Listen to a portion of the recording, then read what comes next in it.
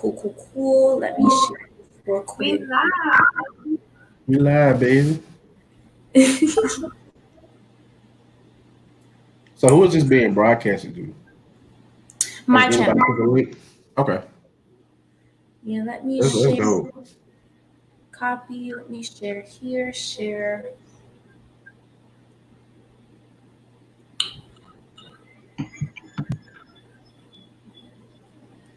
And then I'll send it.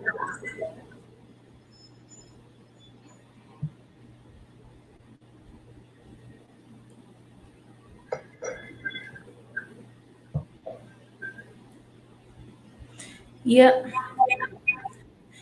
And live streams are just easier because I don't have to edit. That's why I like doing live streams because, girl, editing is not. Yeah. And people just, pop in, say hi, dip, and it's like, that's cool. I'm going to keep it up. But it's a lot of editing. Yeah. Okay. But y'all want to introduce yourselves because they already know me. My camera is making me mad because I feel like I'm not centered. Like half of my face is getting cut off. Okay, I think I figured it out. Okay. You got it. Me? Yeah, introduce yourself. Okay. So hey y'all, my name is Calvert White. I go by Cal. I am a co-lead organizer for what we call BLM SIP, which is Black Lives Matter Mississippi. I am a junior English education major from Alcorn State University in Norman, Mississippi. I was born in Clinton, Mississippi, so I've been here my whole life. Yes. My name is Serenity White Ilole. I'm President Publicity Chair for the Fresno State NAACP. I'm about to be a third year computer science major. Well, I'm Brianna. I already know, and I am the upcoming president for FGCU, NAACP, and yeah. So that's the team. And we want to come on here and just kind of inform you guys because I have this platform and I want to use it at least to get, because some people are going to see it just to get the word out and stuff. So the first thing I want to talk about is the protests. Since you mentioned about the protests and everything, and I have been to a couple. I know you organized one, Cal. Have you been to one meeting, like some protests?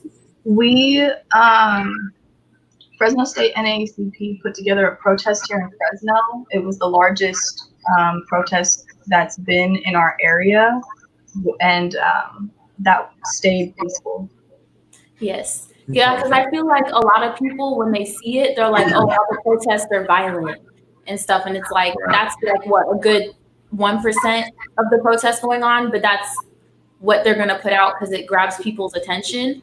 But like, yours stay peaceful. I know, Cal, yours was like very successful, stay peaceful. All the ones I've been to, for the most part, stay peaceful. But yeah.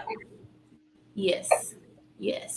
So I think if you guys are thinking about going to protests, like do, because most of them usually do stay peaceful. And the ones I've been to, if they see someone being reckless or being stupid, they usually pull them.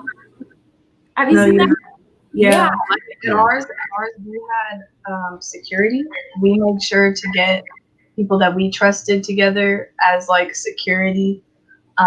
So they were walking around, and we had a couple people who were trying to be like agitators. Yeah. And we let the people know at the beginning, like, hey, look for like these certain colored vests. If you see anybody being an agitator, like go tell one of them and they'll get it handled. And they did.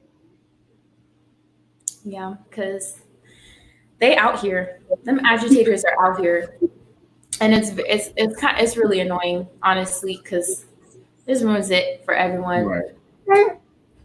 But anybody want to bring up the next topic? Oh, we did. Well, I was talking about the protests. I'm sorry. Oh yeah, we were talking about the protests. But like, is there any other topics y'all could start? It doesn't just have to be me. Well, Taylor told me specifically to talk about the protest, so I guess I'll talk about it. So yeah, let me my bad. Say it again. How did your protest, wasn't it like kind of like the catalyst for the flag getting changed?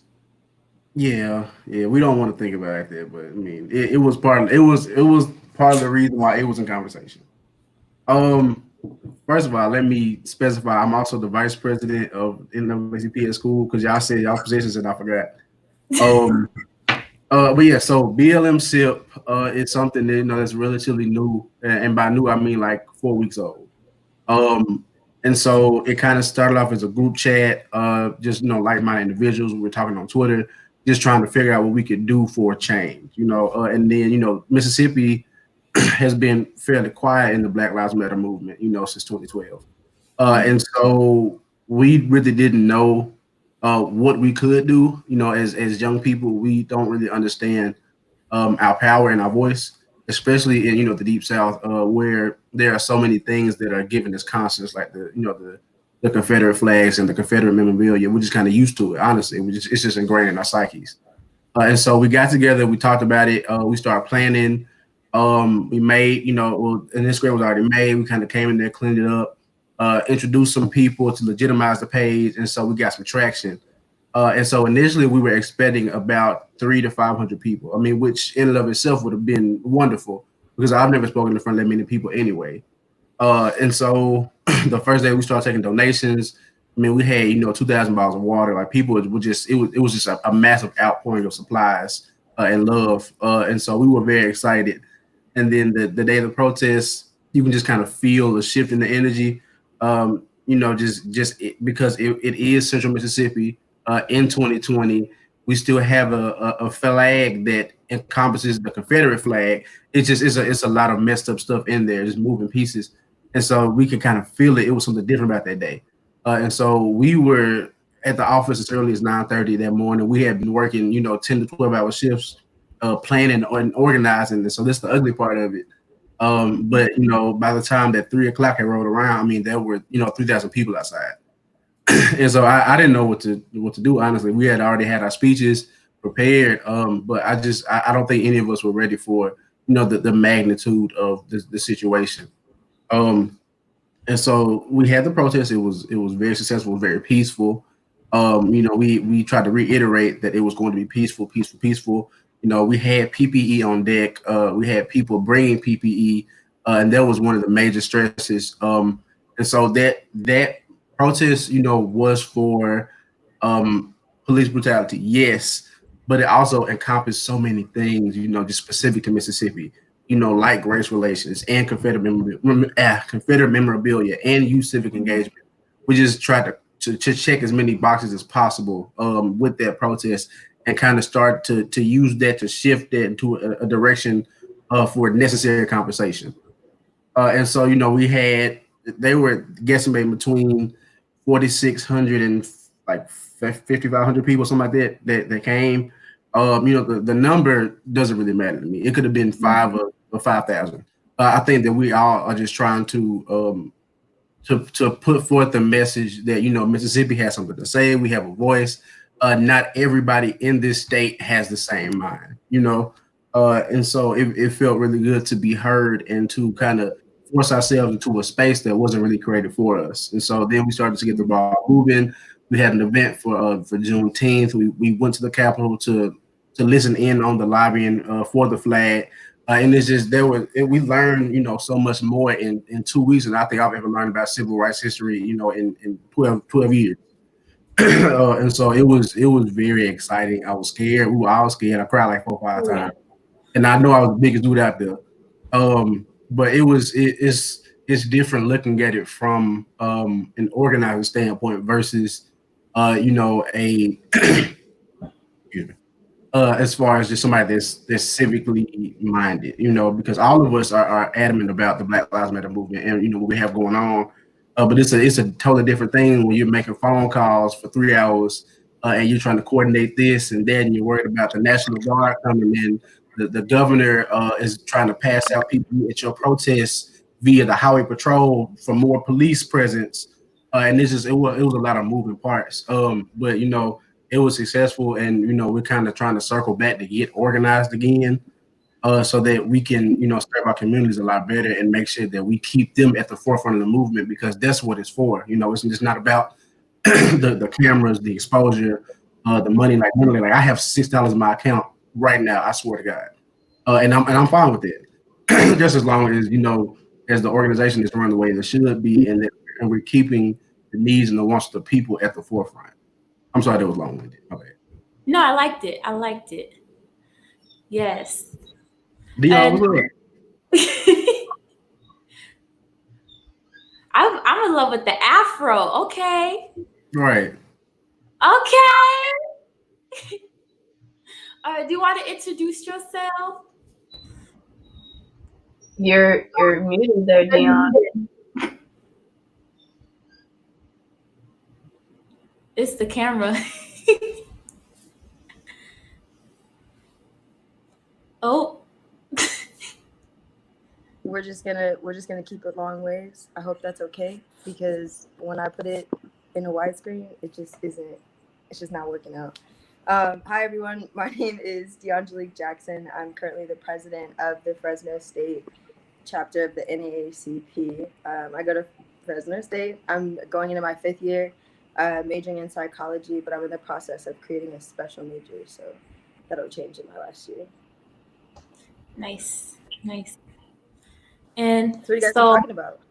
Oh, we were just talking about the protests in Mississippi that Cal and Taylor put together, and like their experience. It was different just going to protest when putting them together. And I know you said you were like scared, and I know that like there was a lot. I don't know if this is true, but the police were really targeting people, or still are targeting people who are the ones making and creating the protests, and kind of going after them more, because it's like y'all made it and that's why they're here. I don't know if that's true. I was just hearing it, but No, that's very true. Yeah, and I know you. So Serenity said y'all put together a protest. How did that go for you guys? Yeah, it was a pretty phenomenal experience. We came together, we planned it in less than 48 hours. So it was very stressful, number one, but it was a crazy experience. We had to, we were in the middle of processing what had happened to George Floyd, and then, all of the murders that had come after of our people. And we started noticing over social media that all of these Black Lives Matter protests were being planned in our area, but we couldn't identify any Black organizers doing it.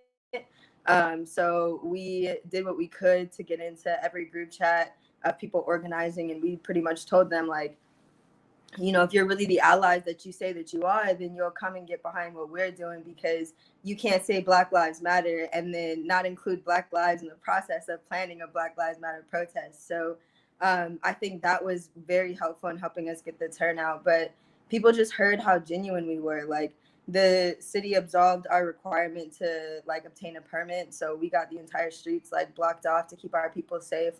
This is right after we had protesters being killed from being ran over by vehicles, so the city council pretty much volunteered the city services, but we made sure we had a huge community presence anyways to protect ourselves, and we ended up having over 3,500 people come. So it was just a crazy experience, I would say. I don't know if I'm supposed to keep talking. Oh yeah.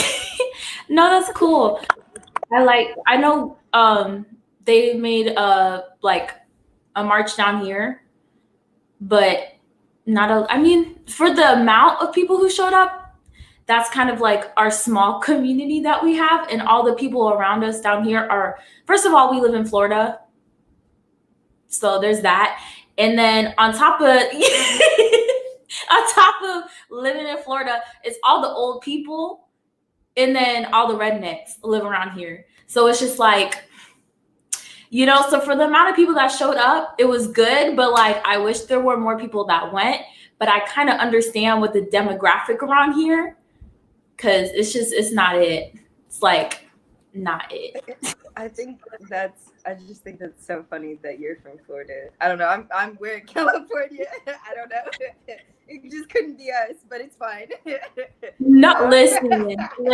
Florida man is real, okay? Florida man, No. Florida man. Beware. With our Please. protest, we actually had one of, if not the largest peaceful protest that our city has ever seen.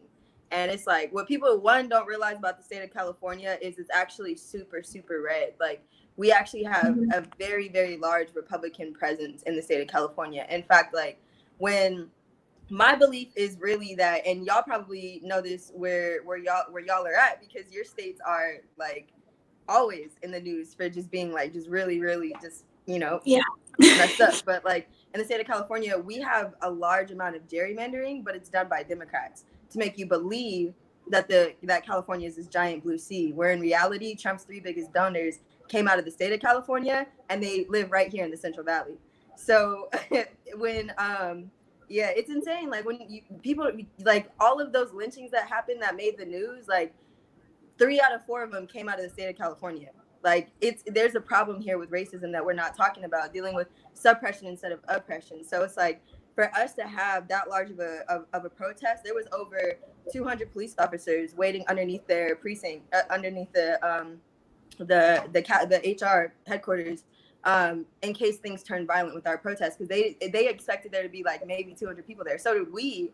So it's like when 3,500 of us showed up and we're all upset, like they expected something, but we made sure that we had our own medical team. We made sure we had our own like legal team. We made sure we had our own policing system, if you will, not even policing, like community safety, community service system, where we had all these Black men from the local churches come out and agree to do security. We partnered with the Brown Berets, who are pretty much like the Black Panthers of the Chicanx movement. So it's like, it was really like, people don't realize how insane that moment was. Like it's like you cannot make something like that up for the city of Fresno. Like the way we inspired hope in this city is insane. Like you literally cannot make it up. And I think Serenity, like she's from Fresno, so she could probably speak more to that than I can, like just the feeling of it. Yeah, so like want to clarify, I'm definitely not from Fresno. But I do have roots here. I do know a lot of people here. It was crazy because we were near our downtown area, which is concentrated. It's right next to the west side, which is mostly Black. And that's the place where like our city has a lot of issues. You go to the west side, you go to the north side, it's different. It's called the Bermuda Triangle of Death, of CO2 death. Yes. Kids who grow up on the west side have like a high asthma rate compared to like if you go 1 mile north. They have like all the factories and stuff are built on the west side. So we were in the downtown area, which is right next to the west side, and it was just crazy being there and seeing like the feeling of like, I know Dion at the beginning of our protest said, if you are Black, come to the front because we are here. You know, I don't know the exact word that you said, Dion, but you said something like that. And the amount of young people that came forward, was crazy. Because I was right in the front recording, but like, it was just amazing to see that many people come forward for things, and we were all there for like a common purpose. Like in our area, second poorest city in the entire country, your rent is going to be twice as high as your income here. Like Fresno State, over 70% of students here are Pell recipients, and majority of our students come from the Central Valley. When you look at like Black babies are dying at 15 15 times the rate of white babies. Like Black children in Fresno County are being detained and arrested, like I think 10 times as much as white counterparts. So it's like it's a really, really big issue. Fresno PD is a lot of the times considered to be more militant and corrupt than LAPD. Look up Jerry Dyer. Like it's a thing. So it's like really like KKK, like the largest KKK gathering in the West Coast is here. Like it's like in this city, the most racist school district in the entire country, like arguably is here, like Clovis Unified School District. Like the stuff that like happens in this area, the way that it's so unsafe for our people, and to find out that it was 3,500 people, they're backing the Black Lives Matter movement. That like we got Black Lives Matter Day passed, so like that's an official day, June 18th. Like the city committed 20 million out of 90 million, 30 million out of 90 million dollars to the west side of Fresno for COVID relief funding, when they wasn't even gonna give 90 million of it in the first place. They was just gonna keep it. Like that's the stuff that we got going on here. Like, so man, like it's just I don't know. I don't want to take up too much. I feel like I'm hogging, like I came late and I'm just hogging, but it's like it's so surreal to see the things that we have changing in our city, and it's not perfect. Like we've still had instances of police brutality coming after the fact, so it is a double-edged sword. But for the most part, like we are seeing the systemic changes. Like we got our homeless task force disbanded and put that money into the parks department to help out with recidivism programs, to make sure that people coming out of prison actually can, you know, be active in the community. So there's good things coming out of this, but it's like to look at the rest of the country and still see that in a lot of places nothing is changing, right? And there's still such a large need for us to march. It's like, I don't know, it's such a weird space to be in, you know what I mean? But we are for sure making history. So with that, I digress. I'll just chill for a second.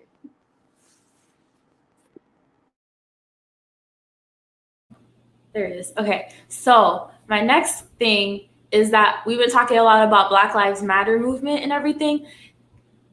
I feel like we need to elaborate on that, because there's some people who think that that means that we're anti-white. And what I saw, there was like a tweet on Twitter that explained it all, is that every pro-white movement has been anti any other race, and that's what they got stuck in their head. Just because this is a pro-minority, pro-Black movement doesn't mean that we don't like y'all. We're trying to fight for our rights. Right. So if anybody has anything to spend on that? I guess I'll go ahead and say, and be the person to, you know, say that the Black Lives Matter movement isn't exclusive to just Black lives. However, we are putting the importance of Black lives at the forefront. And so, you know, if there are allies that want to be a part of the movement, that want to help, you know, like Taylor said, and she put it best, you know, that you can stand beside us, behind us, but not in front of us. Because this is a movement that is allowing for Black voices and experiences to be heard and seen, you know, for a lot of people for the first time, you know, and especially for us, because we are now finally of age, and we have a voice we didn't really know we had. And so when we talk about Black Lives Matter, it's not that other lives don't matter. It's just that, you know, this is what's important right now. This is what is at stake at this point. Because, you know, like the burning house analogy, you know, if this house is on fire, I'm not gonna sit over here and water somebody else's house. Like, you know, it's just, this house is on fire. This is the prevalent issue at this point in time. And so we just so you know, I'm gonna go get my charger. You know what? I'll be back. I'm gonna go get my charger. I'll be okay. Okay. Do I need to wait? Is she? I think you can keep going. Okay.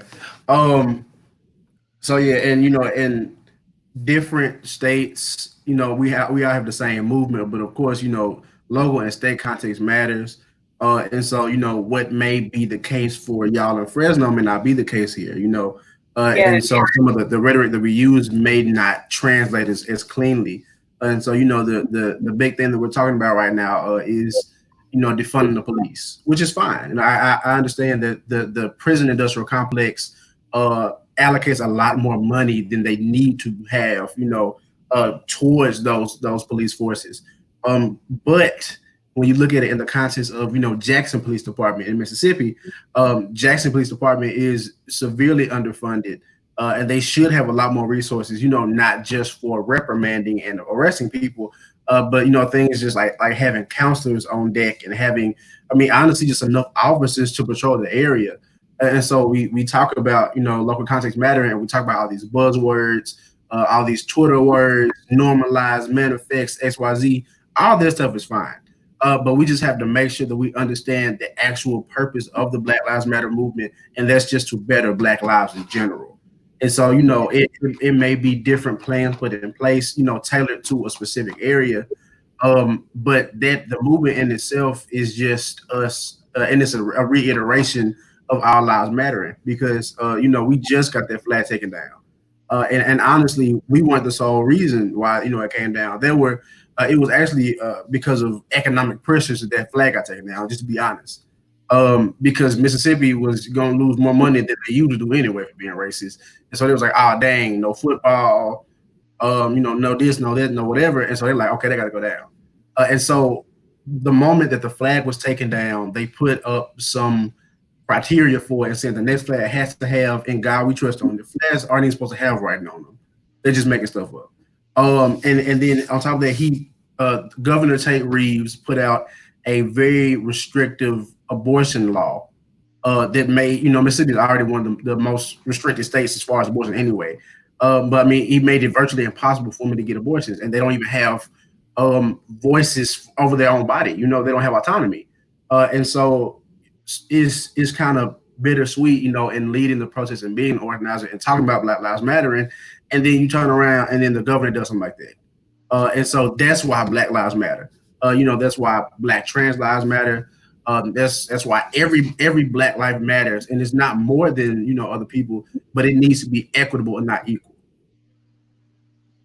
I want to go back to something that you had said, Cal, about how issues you guys have over there aren't the same as issues we have over here. Like local, everybody pay attention to what your police is doing locally, what your local government is doing, because it's going to be different across the country. It's even different just within your state. So like local, and then you could look at state and nationally, we have a whole movement going on because people are looking at their local offices and holding those people accountable. And I know for us, from our protest, we had made a list of demands, and we were like, city of Fresno, we need this done right here, because this is what the people want. We've talked to local community leaders. What's your issue here? What's your issue here? Going from there and going to these city council meetings, holding local officials accountable is the start, in my opinion, and then moving outwards from there, because nationally everybody's doing that. Yeah, and I definitely like to echo the sentiments of my chairwoman. Like, absolutely. I think, and I want to address this, and I'm gonna go straight back to the question. Oh my goodness, sorry, this is just like really bugging me out. It's like going flat. But anyways, so when it comes to involvement, like within your local community, I think we need to start having more conversations about how, in terms of change, the president essentially has no immediate impact on us. Does that make sense? Like, essentially, Donald Trump, I feel more people should think of him as the mayor, the governor, however you want to, frame it, of DC, of the District of Columbia. What Donald Trump says is law is going to come to affect us within the next week. But what your city council president and mayor decide is law is going to affect you that day, tomorrow. You know what I mean? So it's like, we need to start talking to more of our peers about that and letting them know the reason why they're so upset with this democracy, the reason why they keep saying nothing is changing, is because we have allowed this society to trick us into thinking that the power lies with the president. You know what I mean? When that's not the case. So I think to that extent of advocacy, we definitely need to refocus our attention there. And then just when we're talking about Black Lives Matter and why it's not anti-white at all, I think a really good example, and I don't know if anybody used it already, so if you did, please stop me, but it's the example of the burning house, right, in the neighborhood. So it's like you call the fire chief, right, because your house is on fire, and they come down the street and they stop at every house and spray it down before they get to yours at the end of the block, right? And it's like, you go to them, you're like, yo, dog, like, what the heck? What are you doing? Like, my house is on fire. Why? Like, this is pointless. Like, they're not on fire. And he goes, well, yeah, but, you know, all of these houses matter. Like, this whole neighborhood is beautiful. So I just want to spray them all before I get to yours to make sure that none of them catch on fire, right? And it's like, you're sitting there going, they're not on fire yet, but my house is. Like, if you fix this one, like, I promise the rest of them won't burn down. And he's like, well, yeah, I know. And meanwhile, right next to your house, right, your black house, your brown house is starting to catch on fire, right? On the other side of that, your LGBTQ plus house is starting to catch on fire. The backyard of our house of disabilities is starting to catch on fire. And the whole time he's arguing and going, but this nice, huge Bel Air mansion at the front, I just want to make sure that this one doesn't catch on fire, right? It's like, that's the conversation we're having with Black Lives Matter. It's like, when we're talking about this, we're saying that this system that is built on oppression, that is built on segregation, that is built on the backs and the blood of Black people, right? And all of our intersectionalities at the base of that, we're saying that if we cannot make sure that Black trans lives that have disabilities, if we can't make sure that those lives matter above all else, then nobody else's lives matter. Right? But in saying that, what are we arguing for? We're arguing for equity. We're arguing for us all to be lifted up together at one time to make sure that, once again, that intersectionality at the bottom no longer is there, right? We're asking for that equity. We are saying that all lives matter, but if you can't say that Black lives matter, then you for sure should not be saying that all lives matter. You know what I mean? So it's like, that's the conversation we need to be having. Like, Black Lives Matter absolutely is a protest against the white people being killed by police brutality. Black Lives Matter is absolutely a protest against the Black officers that are going out there and killing white people, Black people, brown people, because they are also a product of this system, right? Black Lives Matter is a movement and a protest and a call for the deconstruction of this system, right? It's like, so that's our perspective on it. That's like what we are pushing to our community members. We had a list of over 25 demands that we pushed out, and so far we have, I'm looking at my whiteboard. We have 10 of them that have been already put into play. So we're just continuing our advocacy efforts and continuing to work with our partnerships and just working in this coalition. So yeah, that's my perspective.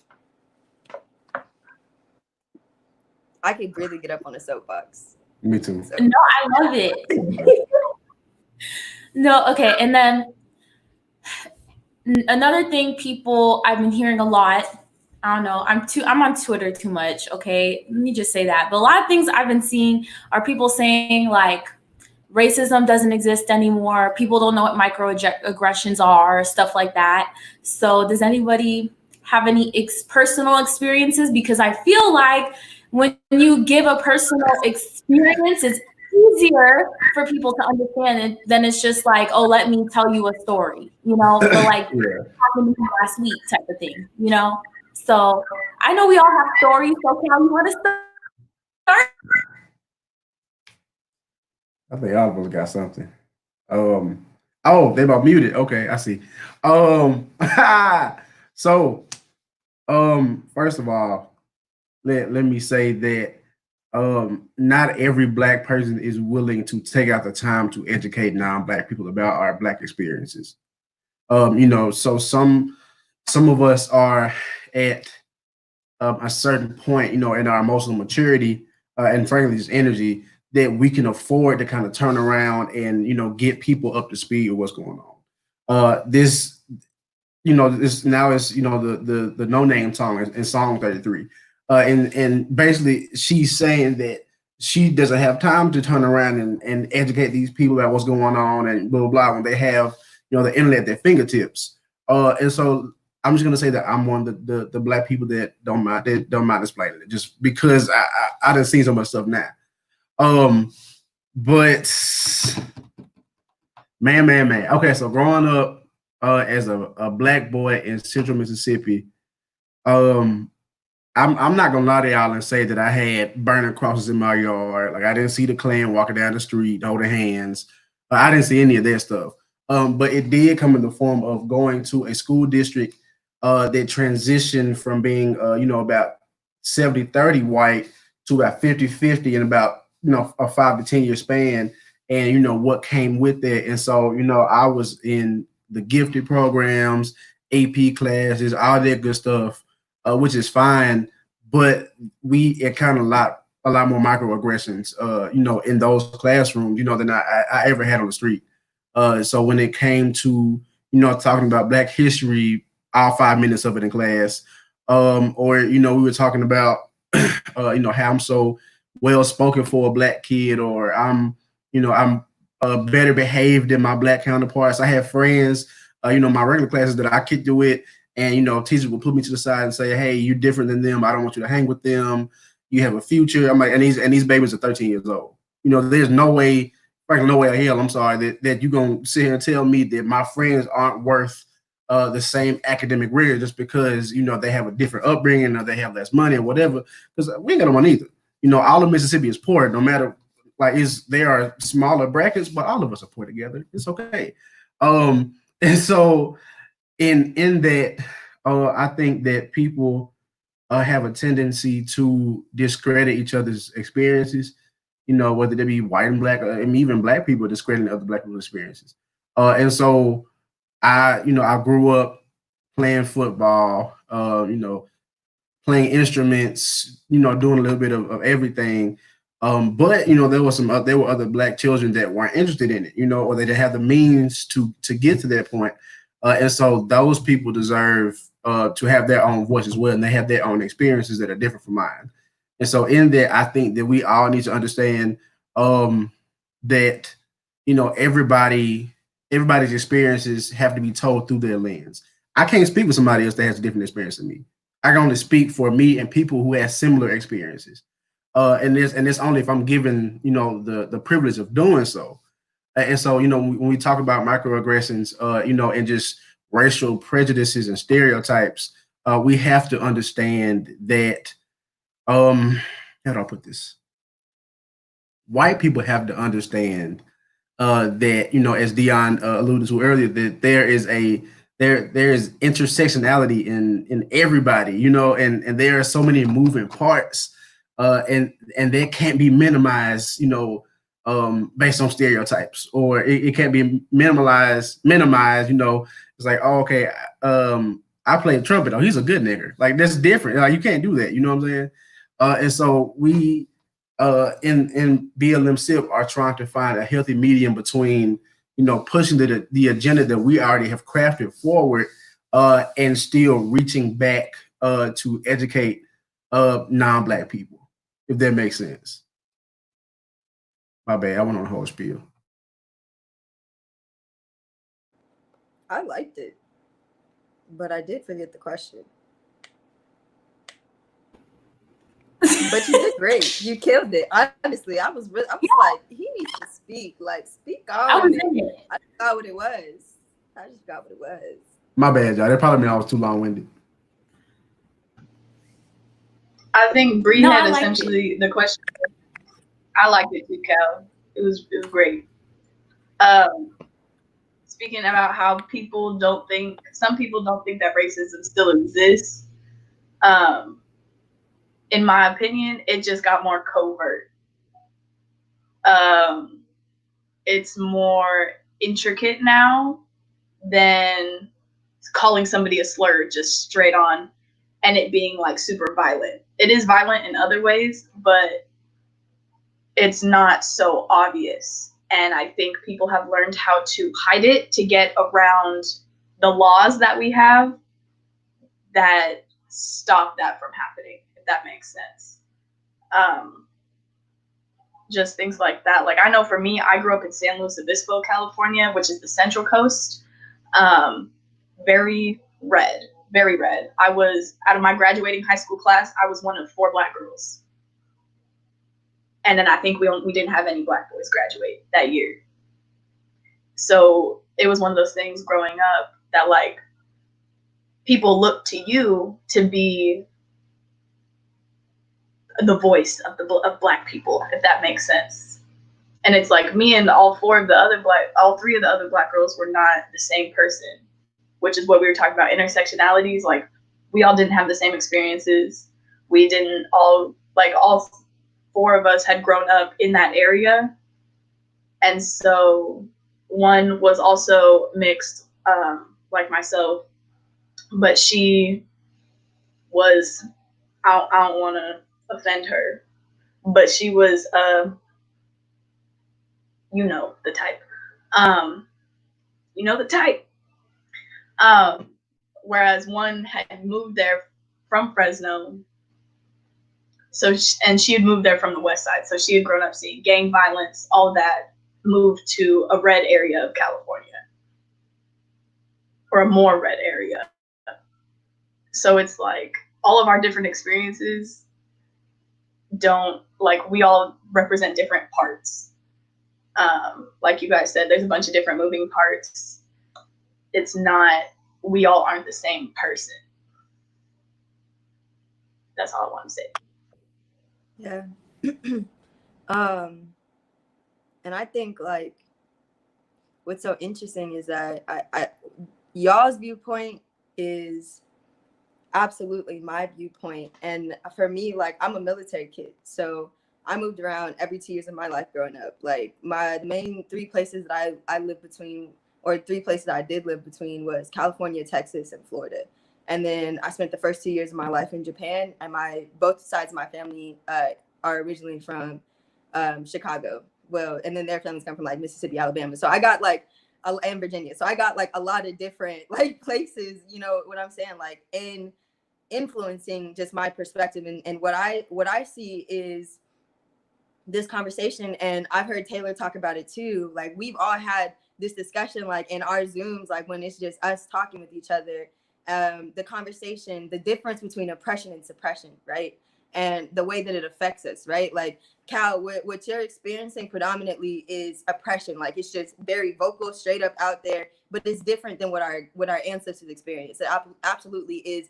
It's not as severely oppressive, right? It's not as severely overt. And this shift, this trend that we're starting to see, is absolutely what the state of California has become, right? And where y'all are convinced that it's this blue democratic state, we have no issues. Like, you want to find liberation, like it's always talked about through the Black movement, move to the West Coast, go to California. But it's like, what's really the difference here, right? We're dealing with suppression. It's the way that our laws are set up. It's the way that it's structured, right? Completely. And y'all have it too. The only issue is, like I said, you're still dealing with oppression.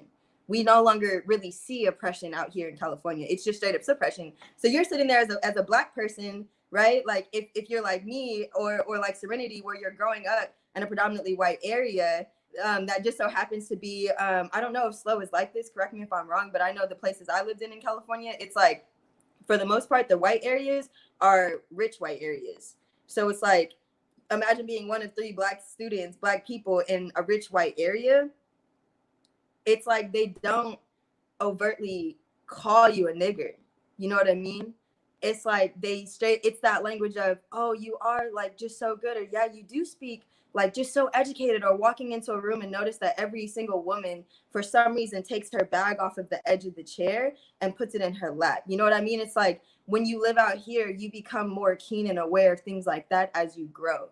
It's like being that middle schooler, and for some reason, for me, like, I'm a lesbian, I don't like boys, but for some reason, like, this white boy feeling the need to tell me that he could never date me because I was dark. You know what I mean? It's like, not overtly saying like, oh, it's because you're Black, but it's like, my mom said this, like, I just can't mix like that. So it's like, we're coming to this new place, which is why it's even more important now for us to be out in the streets and for us to continue to protest. I would argue that it's more important for us to be out in the streets protesting and marching today than it was for our ancestors, for different reasons, not the same reasons, for different reasons than it was for our ancestors to do it in the 50s and 60s. Because right now they're saying, because they marched, you're free. Martin Luther King happened. Rosa Parks sat on the bus. All of a sudden, Obama became president. Now we're good. We're good. There's no issues. Like, why are Black people complaining? And it's like, because when you look at every system, for some reason, we're the ones most affected by it, from a proportionality perspective. So we have to stop this shift going towards this new form of racism.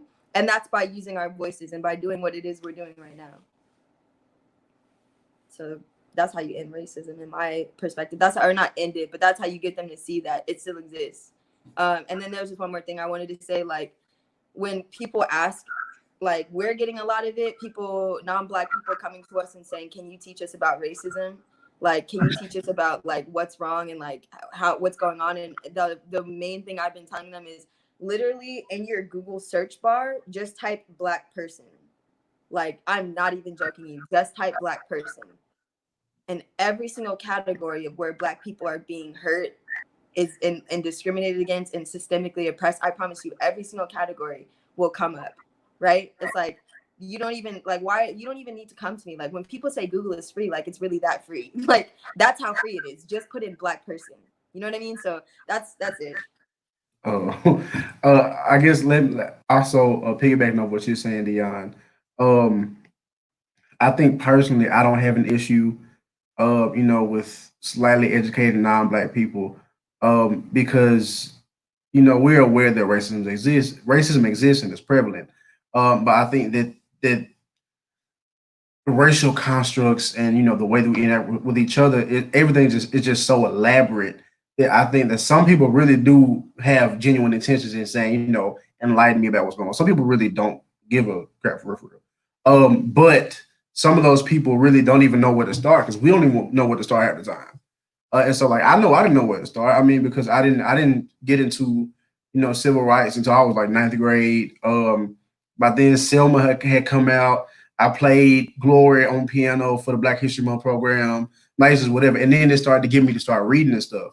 And so then I realized that, dang, that this kind of stuff was going on, especially in Mississippi.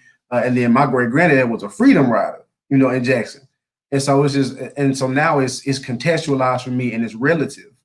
And so that's what kind of sparked me. And so sometimes they probably are scared for real. And I love it because it's like reparations, because I think that every time a white person sweats, I get excited. Like, I think it like arouses me.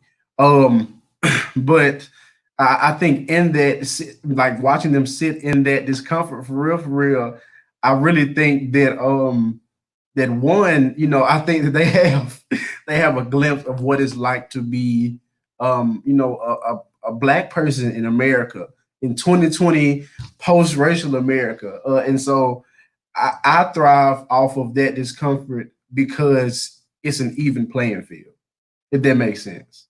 And so in your nervousness, in your scaredness, in your clutching pearlsness, just for a split second, you can kind of see what it feels like.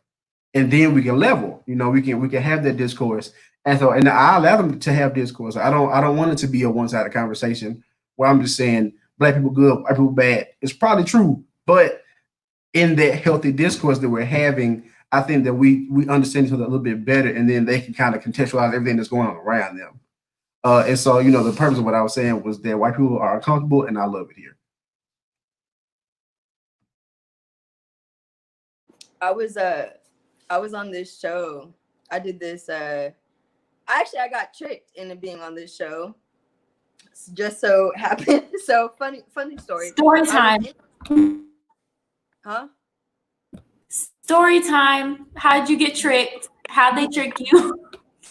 Okay, so for me out here in Fresno, ever since I protest, actually probably 2 days before I protest, not even 2, because we started 2 days. So like a day before I protest, and here on after, like to this day, from the success of it, Fresno, we're the 5th largest city in the state of California, but we have a very small town perspective. And yes, that's intentional. It's absolutely intentional. It's to make people feel like they, one, don't have it. That's a whole different conversation, but it's small city, small town perspective. So everybody who knew me, when somebody asked for my number, was giving it out. And I got hit up one day by one of my friends who said, hey, did you hear that there was a city council meeting tonight? Like, I just really was thrown into the scene. So this dude was like, did you hear that there was a city council meeting tonight? And I was like, oh no, like, that's crazy. And he's like, okay, well, I'm glad I got your number. There's a city council meeting tonight at 6 p.m. Like, come, I'll send you the Zoom link. And I was like, okay, bet, like, I'll be there. And I'm thinking in my head, like, why would the city council be meeting at 6 p.m.? But I was like, whatever, like, maybe, like some other stuff. So whatever. sends me the link. I pop on, and it's a talk show hosted by what's known to be a far right-wing like news source out here. They're in the process of shifting though, and they actually did the most honest reporting of our protests, which was interesting. Yeah, there's a lot of weird things happening in Fresno, California right now. Like there's a lot of weird things happening out here. But so it was for them. I get there. There's this dude named Carbossi, who's one of our right-wing city council members. Him, the county supervisor, the president for the Fresno Police Officer Association, so our police union, right? And then the producer for this newspaper or editor-in-chief, all there. And it's me, plus this dude who I was there with. And you could find the interview on my Facebook. But it's like we're having these conversations, and it's like every single time, like they're asking me my viewpoints, and I'm going defund the police. And Chris is going as an elder, Black community member. He's going, yeah. So what she's saying is, reallocate funds. And I'm like, no, take it, like just take it and put it somewhere else. And he's like, reallocate. And they're like, okay. So then they keep asking me more and more questions and seeing like how radical my viewpoints are. And they're doing like the standard thing. They go, so Chris, what do you think about that? Every time. And Chris is a Black man. So it's like, I'm sitting there and I just start laughing. And they go, what are you laughing about? And then Chris starts laughing. And they go, what's so funny? And I go, and it's not even y'all's fault. You probably don't even realize you're doing it. But media does this thing where when Black people were expressing a viewpoint that is a lot of the times not going to be taken well by white people, they'll find another Black person to go against those viewpoints. And I was like, it's nothing wrong with my elder Chris. And I want y'all to understand we're saying the same thing. It's just important for me to say defund because I want y'all to know that that's ultimately the goal, right? But I was like, you can't pit us against each other. And either which way you look at it, we're saying the same thing. And that literally, the city council member, county supervisor, FPOA president, right? These are the people that I'm telling that are doing this. So it's like, they're sitting here like, whoa. So are you calling us racist? And I was like, I didn't say that, but... So it's like the conversations that we're sparking here really does have everybody on their toes. It's conversations that they're not ready for. And it's like, we need to continue to do that. You know what I mean? It's important for us to do it on camera, on big stages. It's important for us to do it in interviews. Like we have to continue to do that as young advocates because we're not the ones that they're expecting to hear it from. You know what I mean? So.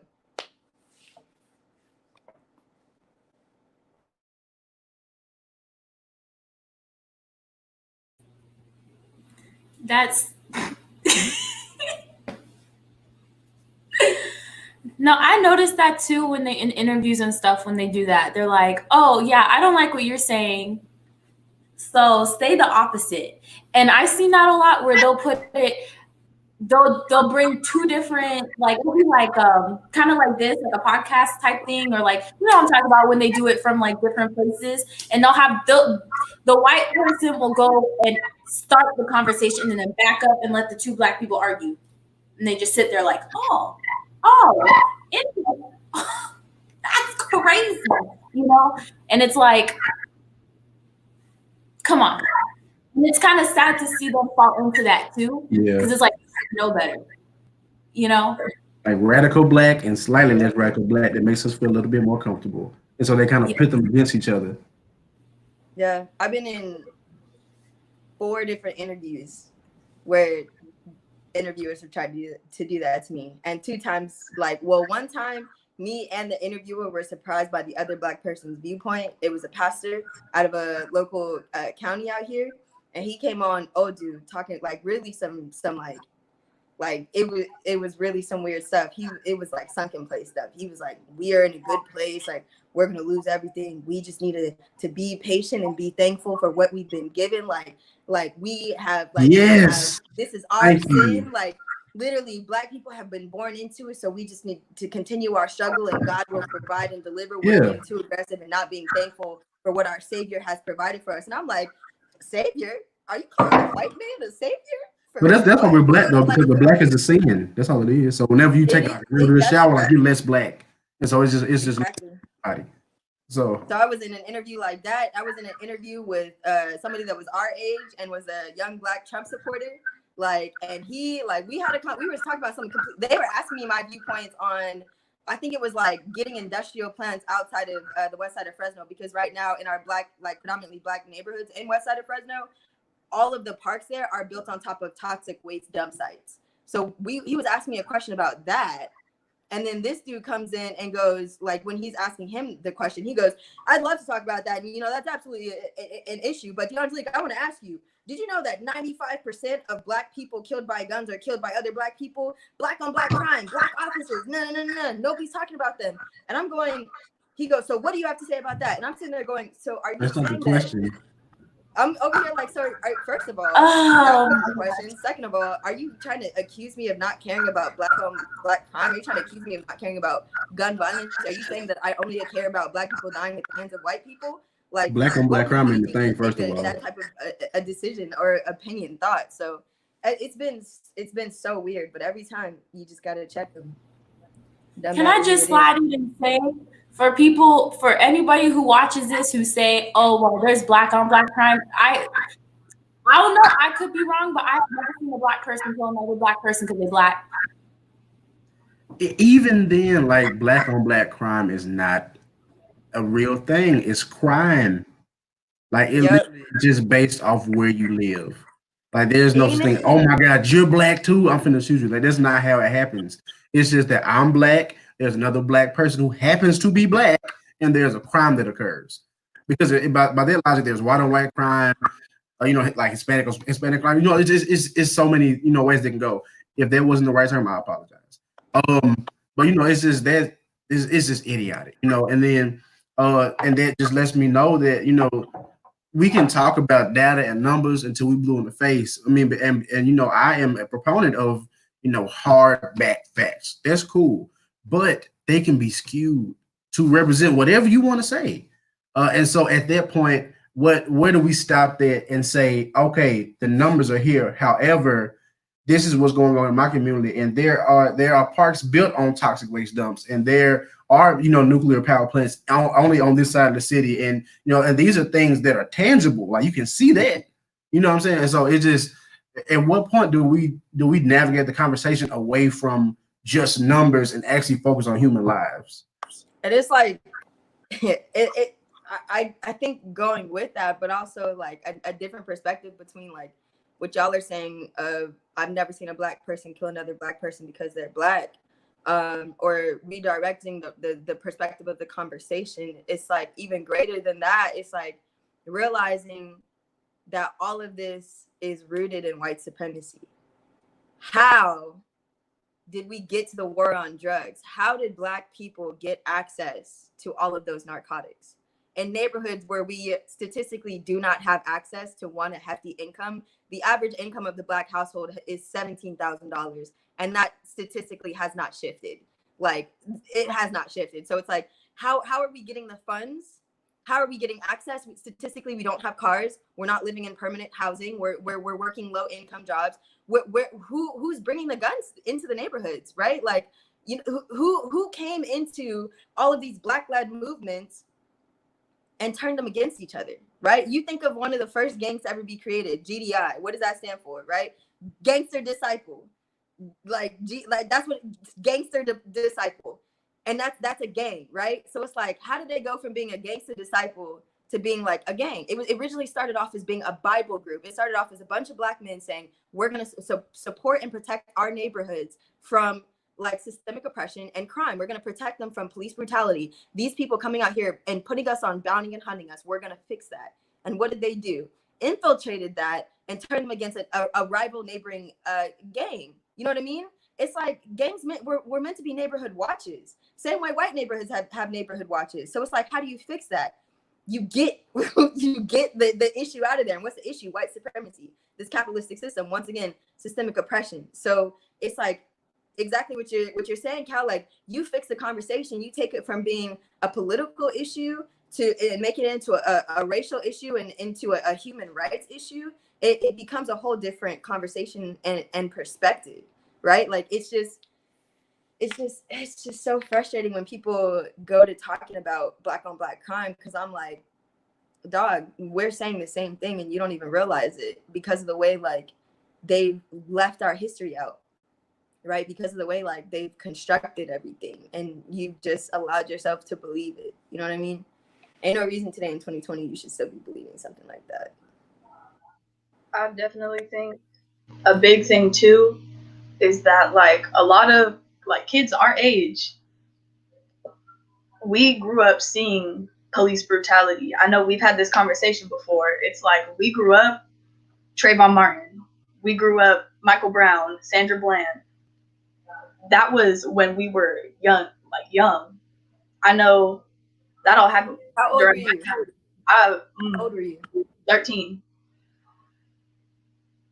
And that was when you started seeing things. I know because I lived in, red area.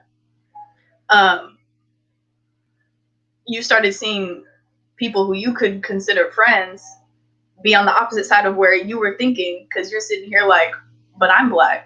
They would spew some rhetoric that you're like, they would say, oh, well, what about he was doing this? He shouldn't have been so suspicious. And you're like, wait. That doesn't sound right. And that was the first time us as kids were seeing things in our personal circles that we believed to be wrong, and that was like a threat to our humanity.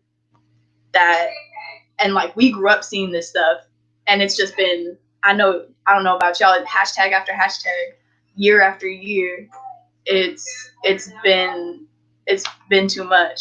And now you have all of those kids growing up on that, leading these movements.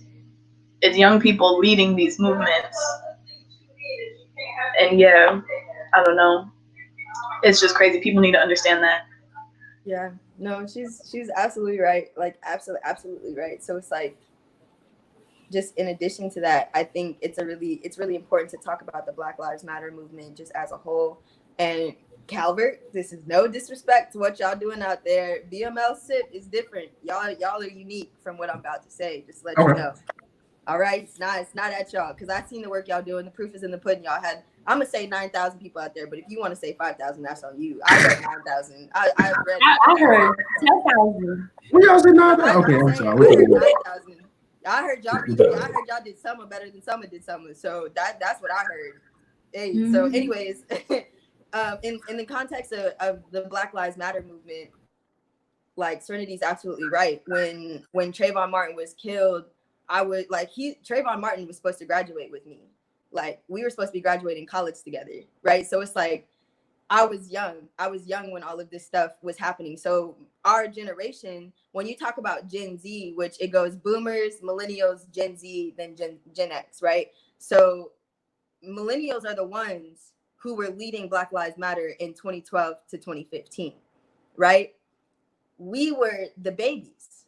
We're the first group of Gen Zers, right? 1997 is the first year of Gen Z. 1997, 1998 is 23 to 22. I'm 22 years old. So we grew up watching the first Black Lives Matter movement, and now with the recreation of this, Serenity's right. What is absolutely right.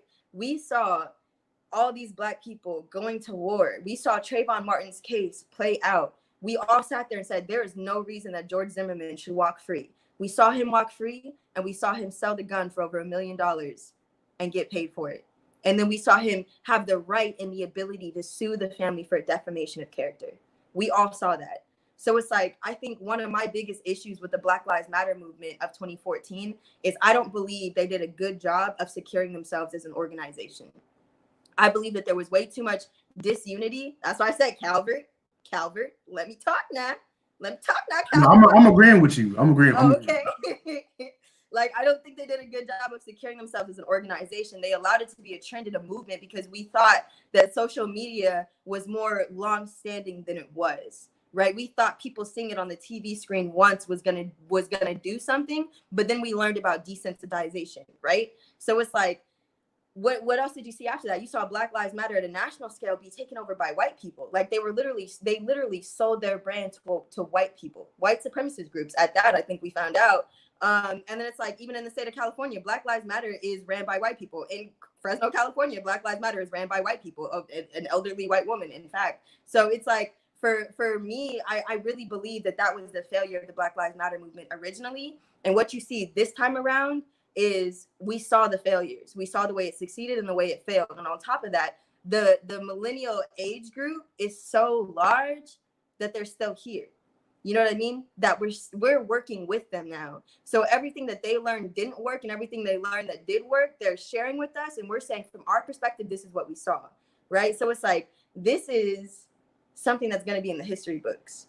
They're going to be able to say that it started in 2012, but they're going to say that it reached its peak in 2020, which is sad.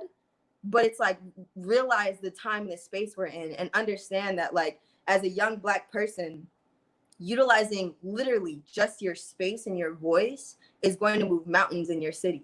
Minneapolis, a city that had been receiving reports from the FBI for at least the last 2 years, telling them that their city was too polarized and they needed to change something, just voted recently to defund their police department and figure out a different way to perform community policing, right? Like, what did that take? It took what happened with George Floyd, unfortunately, to spark this movement where we started being transparent and keeping it real and telling them what was up. And it's like, you're right, Cal, like, everybody's shaking in their boots. So now is the time where we should be taking the Black Lives Matter movement and anchoring it in an organization, giving it a face. What we're doing over here in California is trying to anchor it in the NAACP. Like, dog, the NAACP is marijuana supportive, so I'm comfortable with saying this. I didn't go in there buying anything myself, but I went with my friend to a dispensary in California because it's legal out here, and I'm of age, like I'm 22, so there's nothing illegal about that, just putting it on record. But it's like, we went to a dispensary so my friend could pick something up, and we saw a sign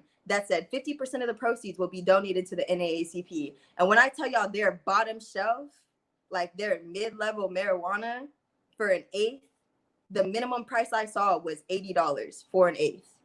So your top shelf stuff, and honestly, the most, like the least expensive after that was $95 for an eighth, right? For an eighth. So it's like, you go up, you look at the top shelf, like, dog, I'm talking an eighth worth $200 to $300, and it's floods of people going in the store. We didn't buy anything, right? Because we're humble, sensible college students. But it's like, floods of people come in the store and purchasing like as much as they can of this marijuana at the store, at this dispensary. And it's like, you realize 50% of an $80 purchase of one is going to the NAACP plus taxes. What? Like, so it's like, it's just realizing that if you can anchor this in something, it won't die, right? It won't die. The original civil rights movement anchored themselves really, and Martin Luther King Jr.'s, both of his organizations, I think it's like the SNCC, and then it was another one that it ended up becoming, but really that's like what it was anchored in, and partly in the NAACP, but it was just some weird transitional things happening at the time, so it's like people don't realize it, but we were there. So it's like, now this time is to do the same thing. Cal, y'all doing it with BML SIP, and I'm here for it. Y'all do it. It's just like, I think that's what we need to do this time around, is make sure locally, like nationally, it's anchored in something. I first of all, I agree with you wholeheartedly. And and now that this is transpired, I can have this conversation with y'all. And after the success of the protest, and we realized that we cooking with grease now, we were trying to figure out how to brand ourselves. And we were trying to figure out where to go from there as far as organization and logistics go. And so the debate was whether we were going to try to charter ourselves as a chapter of the Black Lives Matter movement, or just stay BLM SIP and keep our autonomy. I think that we're leaning towards the autonomous side, just because there's an agenda that may not fit Mississippi specifically, but the purpose in that is saying, that the Black Lives Matter movement, a pro and a con of it is that there is no centralized hierarchy. And there's no actual organization to adhere to per se. It's a hashtag. You have the Movement for Black Lives, which is probably the closest thing to it, a parent organization for it. I mean, but like, you have so many different people in so many different areas. You can't pinpoint who's the leader. You don't know what's going on. And so there's a lot of beauty, but there's also a lot of controversy in that. Because when all this stuff was going on, especially in Ferguson in 2014, and they were mobilizing those troops, and they had on the ground workers, people that were moving stuff, and then there was a large influx of money after what had happened, and so the money wasn't trickling down to the people at the bottom. So they're like, okay, what's going on? And so I think that I agree with you in the sentiment that we need to have more organization, just for a logistical standpoint. and just trying to figure out what our aims are and what common threads we have between each other as organizers. But I also do like the fact that we have this whole incognito thing going on more or less, and that you can't really pinpoint who is what. I mean, like that people know that I'm a lead organizer, so I already got to talk my back because not only am I a lead organizer, but I'm black and fat. I mean, it just be like that. So it's just and you can laugh, it's okay. I know I'm fat. It be like that. And just I'm saying that to say stop. I'm trying. Don't. I'm losing my train of thought. I'm saying that to say that there's a way that we can capitalize off of that lack of structure, and make something that is visible and tangible to people in 2020, piggybacking off of the spark of the 2012 Black Lives Matter movement. And it may look different, in California than it does in Mississippi, than it does in Maryland, and so on and so forth. But excuse me. We can just have several organizations kind of come together for that common cause, and then we like, oh, those are the creators of whatever we got going on. The point, the fact of the matter is that we as organizers in different states with all this technology that we have access to need to utilize it and get on panels like this, and have conversations like we have in the NAACP group chat, where you have people from different states talking about something and trying to figure out where we can align and then move on from there. Because otherwise, we're all going to be broken up into, smaller groups with different subcontextualizations, and it's just going to get lost in translation, honestly, because it's going to be too much to look at. And so it's going to take us having these kind of conversations and having a direct focus on getting organized as far as Black Lives Matter nationally, while still, retaining that autonomy that we have as separate states. And I promise you, Bree, we gonna stop this back and forth in just a second, but I'm really feeling this energy, so I hope it's okay. Is it okay? Yeah, okay, cool. So I like it. I like it. Okay, cool. So it's like I absolutely I wholeheartedly agree with everything that you're saying, Cal, and I just I should have never. I forgot. I just lost my train of thought. It just left. The train just left the station. It did. That's the NAACP mid. Oh yes. Okay. Thank you so much. So what's so important about all of this is exactly what you're saying. Like, what's so amazing about the NAACP is the fact that like Bree is in Florida. You know what I mean? Like, you're in Mississippi. Me and Serenity are in California, and we got people from everywhere up in that group chat, like everywhere. You know what I mean? And we only talking about our personal, we're not talking about the national group chat. So it's like, you think about how important these conversations are. Right now, what we're doing is forming a uniform message, right? We're sharing our experiences. So it's like, and it's important for me as an organizer, just like how it's important for y'all as organizers to have these conversations, because the art of organizing is really folklore. You know what I mean? Like, or fables, tales, however you want to say it. Like, this is not something that you're going to find in a textbook. It's not something you can go to school to really learn how to do. This is something you've learned hands-on while doing it and talking to your mentors, right? So it's like, right now we're mentors with each other. We're mentors for each other at the same level. Like, it's cross community right now. So it's like, now, Cal, when you go back and you're talking with your governor, just talking on behalf of like BLM CIP, like you might bring up something that like we brought with the burning house analogy, or Serenity's conversation about being in slow. You know what I mean? So it's like, all of this is important. Like, I remember talking to my cousin in Chicago, and she's like, yeah, so tell me about like your perspective on the rioting. And I'm like, what? Like, I don't know, from my area, we haven't really had riots. We only technically had one looting incident, and yeah, like, it was just weird. It was a weird moment. It was the same day as our protest, actually, and it was from anti-protesters that claimed to be us. So that was an interesting thing. Yeah. It was weird, but in our area, we haven't seen looting and rioting. So she's asking me, and my perspective is, as long as it's not happening to small Black-owned businesses, I don't see an issue with rioting. I don't see an issue with looting, because the only thing these governments care about is their pockets, is their economic dollars, and the only thing that is really going to push them to change things is if they risk losing these contracts. right, is if they risk losing their local targets, leaving their area because it's unsafe for them. They don't care about the small businesses because they're not bringing in so much money to impact them. You know what I mean? So it's like, that's my perspective. And she's going, well, yeah, like I get that, but for out here in Chicago, like I can't even go get like milk or diapers for my babies. And I'm like, what do you mean? And she's like, it's Black people like looting our neighborhoods because we don't have access to transportation. So right now we're tearing up our own stuff. And it's like, for me, I'm sitting here like stuck because I've been in interviews for my area saying, I don't see an issue with it. I feel like both are necessary for this cause because one, it shows you we don't have to be violent to get change like what we're doing in Fresno, but we're also using the leverage of the rest of the country that just so happens to be doing that to let you know if you don't start listening to the people, that's where we're going to get to. You know what I mean? So it's like, and for those people, that's the only way that they're able to get the change. But now I'm sitting here seeing that there's an in-between.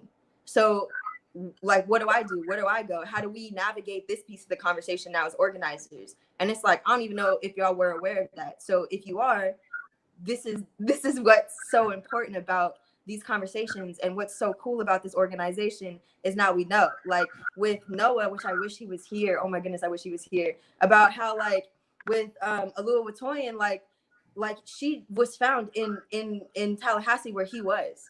Right. So it's like I remember him coming on Zoom and telling us like, it's bad. Like, it's bad out here. Like our police chief has only been in his position for less than a year. And like, he's just really taken this area down. Like he needs to go. If he goes, something will change. And that's something that anybody outside of Tallahassee would not be aware of. And we had that perspective. Right. So it's like, now we know as organizers, like, all right, this is what we need to do. We need to be putting pressure on our police chiefs. We need to be involved in the rehiring, like when these dudes are retiring, when these people are retiring from their positions. Like, it's important for us to be voting for the mayor and participating in our local city council elections and meetings, because those are the people who are making these decisions. Because if we don't, then that issue that happened with Alua Watoyan, and like I think that same day somebody either got like killed in a vehicle or lynched in Tallahassee too, or maybe both. Like, it was bad. Like, imagine if everybody knew that that's what was happening in Tallahassee, we would see change in places like Fresno. You know what I mean? So these are important. You're absolutely right, Cal. These are so important, these conversations. I think it's going back to how we were saying earlier, change on a local level while also having the conversations on a national level. Like how we have the NAACP group chat, we're talking to people, we're all across the country. We set a time today and we were like, Pacific Standard Time, Eastern Standard Time, like Central. We were confused. But we were like, come on, sis, you got to clarify what time. Right. The Florida. So it was one of those. It was one of those things that it's like, we're all across the country. We have all these different perspectives from all these different cities and states. And we're talking on this national level of like an overall agenda or an overall common goal. And we need to bring that back to our own local level and implement that locally.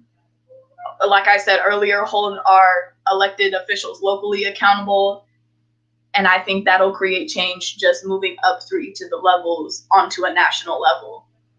Because when we put pressure on these local officials, it creates change. And this process does have a name, just like for anybody that does watch this. It's what we're doing is called, and what we're describing is called grassroots organizing.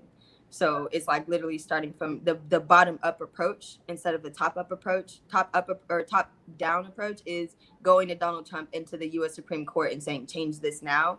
Whereas like bottom up is going to your city council, your mayor, and fighting cases in the local area to implement change, right?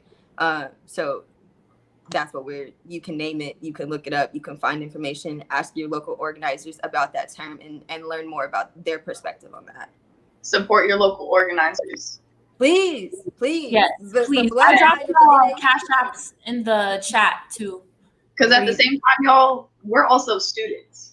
We're just a couple of students, y'all. Like broke, student, stressed.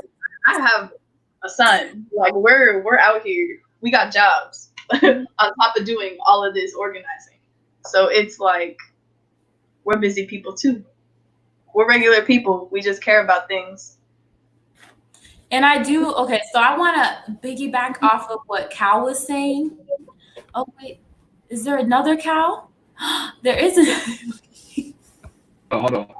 Hold on. Too. I had to get on my phone because my mama don't play that, and I'm still a pedestrian for now because I had car troubles. So we finna continue this in the Nissan Murano. But I'm listening. But I was gonna piggyback off of Cal what he said, how we're taking advantage of how this is not like an organized type. What do you say? Organized. Yeah, I was Like, just saying that there was no centralized hierarchies. It was no organization across the board. yes, and that's why. Okay, so if y'all don't know, I work in a call center. And I put my little white people voice on when I talk to these old white people when they order their clothes. And, you know, grandmas and aunties and everything, they love to be like, oh my God, this world is crazy. Like, I don't know why they're still marching. Like, his death was sad and everything, but they need to quit it. But I feel like we really need to put emphasis that there is bigger than that, right? Okay, he's just, we could use, I don't know what, like a face. He's the face of it, like, I guess, like mascot. I don't know what, like, how else to like put it, but he's like, there's other things going on. Like you said, there's things happening in Tallahassee, there's things happening in Fort Myers, there's things happening in Fresno. There's just an over the umbrella issue is Black Lives Matter, but there's different things within that, and that's why we're still speaking on it. That's why we're still marching. That's why we're still organizing, talking about it. It's not just George Floyd. You know, George Floyd was a catalyst, and then we saw Breonna Taylor be a catalyst. They also did her very dirty. I know y'all been seeing they did her death very dirty. Very. All these other hashtags that were in the past, as well as things that are still happening in the present. I don't know if y'all have seen that Twitter thread. Oh, since these protests have started, there's a Twitter thread that has been documenting every single instance of police brutality against rioters. And there has been an average of 16 a day. 16. Mm-hmm. And that's something that's unacceptable to me. That's unacceptable. And it just should not happen. You said 16 what? 16 instances of police brutality a day since riots have started. That's on average. So it's like there's more than just George Floyd. There's more than just Breonna Taylor. But we're still fighting for that. But there's more things going on that are just not okay. That's why we can continue to march. That's why we continue to have these conversations and stuff like that. Absolutely. There's what I tell people when that happens, like people say that I've talked to at least 2 people who said that about the city of Fresno, because like it's really like this is a product of our education system. Once again, just going back to that, the fact that people do not know that there are Black people dying, like the fact that people do not realize, and this is what I've been telling like people as well, is there is a George Floyd, a Sandra Bland, a Tamir Rice, like a Trayvon Martin in every neighborhood across this city. Like, you know what I mean? Like in every city across this city. Like there's a Breonna Taylor in every neighborhood across this city. You know what I mean? Like that's what we need to talk about. Like these incidents are not, like they're not rare. They're not rare for them to be caught on camera. You know what I mean? It's rare for them to be shared. So it's like just bringing that to light and just sharing that with people and saying, like, once again, like you could sit down with them too if you want. Like I encourage them to do it on their own time, because I want them to take the time to really go down that rabbit hole and see this stuff. Like you can find videos, you can find like you can find any type of media source talking about this. Literally Google Black person. Do it, like I'm telling you. It's really insane. So Hey, and look, now we got state conference president in the building. How you doing, Madam President? Oh, I look terrible. Glad we could keep them warm until you got what's up, Tay? So please introduce yourself with some titles there, okay? Yes. Can't even see all your titles. That's how many. Come on. Oh, you can't see everything. Let me take some off. Hold on. Oh my Man, no. Oh my God. Hey, Calvin. Bro, I hate Taylor Hey, so much. Calvin, this your friend? That's a humble brag right there. I miss y'all. You said what, Dion? I said, hey, Calvin, this your friend? She said, let me take them all off. Oh no, Boy, two hot messes. y'all! Oh my God, I look terrible. It's okay. It's the afros for me today. Stiff wear. Oh, Where? Stiff here. It's mine. Stiff I wear. can't find it. Stiff It's wear. time. It's time for me to wash mine, so it's not. Do you guys want to see? Do you guys want to learn it? Let's give a quick history lesson on shrinkage. Black Yes. hair is This. beautiful. I promise you. Wait, Ready? It's longer Oh. than this, but it's like really dry right now. Like That shrinkage be The what crazy. we're not gonna do is have this conversation today. Hey, will that's not, for you will another not vibe. come for me and say, maybe you should just straighten it. Like, why don't you ever straighten your hair? Because look how I want to be able to do this to you in public and have you be shook. Like when you try to tell me I'm bald headed. That's why. Oh, love that. Yes. But Taylor, you want to introduce yourself? Nah, I got it. Okay, I'm just playing. Hello everyone. I'm Taylor Turnage. I am also, along with Calvert, a co-leader organizer for BLM SIP, and I'm also the Mississippi State President for the Youth and College Division of the NAACP. And that's on 1909. I am screaming. Yes. What were we talking about again? I forgot. Oh, she did. What were we talking? Her connection probably sucks. What were we talking about? National to local level. Yes. Starting at the level. The funnel. Starting at the Grassroots bottom, Organizing. now we here. That part. Grassroots. Welcome back. Y'all think her phone? Yeah, I don't know what happened. Tell her the internet connection. We talking about grassroots organizing, Taylor. Y'all gotta finish talking. I gotta jump in. I ain't hear what y'all said. Oh, before that, y'all, I'm gonna go. I got work, but continue the good work y'all doing. I'm proud of y'all. Love y'all. Looking forward to our Wait, next. hold on. Who leaving? Serenity. Serenity. Okay. I had like one more talking point. I'm sorry. I just want to make sure I stayed on track.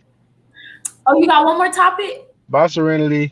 Bye. I mean, yeah, I just want to talk about that's my present publicity chair. Oh, I miss her already. That's all I wanted to say. I just want to talk about like youth civic engagement. In terms of activism. Because I think this is one thing I just feel like we left out. In saying that the youth, people say that the youth are the future all the time, and they say it as formality. It sounds good. But it really is true. And a lot of the stuff that's been going on, a lot of the stuff that Taylor and I have experienced hands-on in the past 3 to 4 weeks.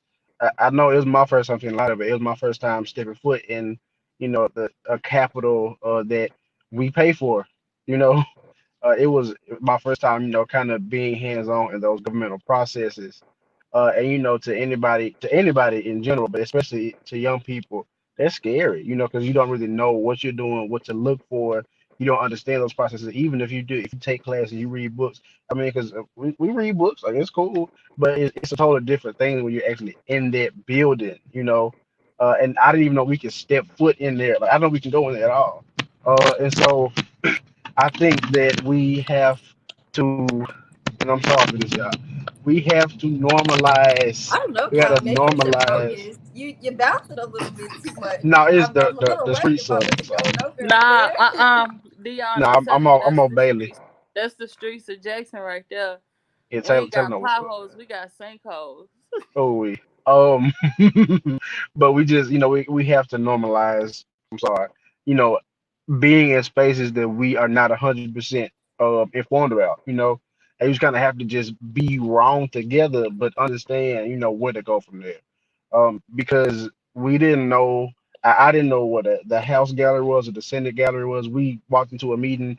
We didn't know what they were talking about. But just the fact that we had forced ourselves into that space, as young Black Mississippians, we probably learned a lot, that wasn't even talked about. We just learned a lot about these governmental processes and how everything is so long and drawn out, probably on purpose. The language that they're using, is very verbose. It's a lot of elaborate language, and it's meant to not be understood. And so we have to, make conscious efforts to get young people involved in all of the happenings. We have to get young people acclimated to some of the language they use.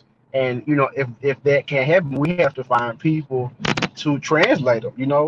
Because that a lot of people check out when they're talking about politics because they don't understand it. And that's not saying that they're not capable of doing so, but these laws and these acts that are passed, the language that they use is literally made like that on purpose so that people won't give forth their effort to understand it. And so I'm very proud of, you know, this the entire state of Mississippi in general, but especially the young Black youth in Mississippi for showing up to the protest, for telling people about it, using social media to their advantage, and talking about the social justice issues, and mobilizing troops. Because this is what we're doing in essence. We're mobilizing people, and we're asset mapping. We're trying to figure out who needs to go where, why they fit the best there, and just how young people can insert ourselves into conversations and spaces that weren't created with us in mind. And so that's just the one thing I just wanted to mention that I touched on. Yeah, I once again, I agree with you. I agree wholeheartedly with what you're saying about, just youth and our involvement here and in this space. Like, and I think like one thing that's important for us to talk about, like just with us coming into the Capitol and doing this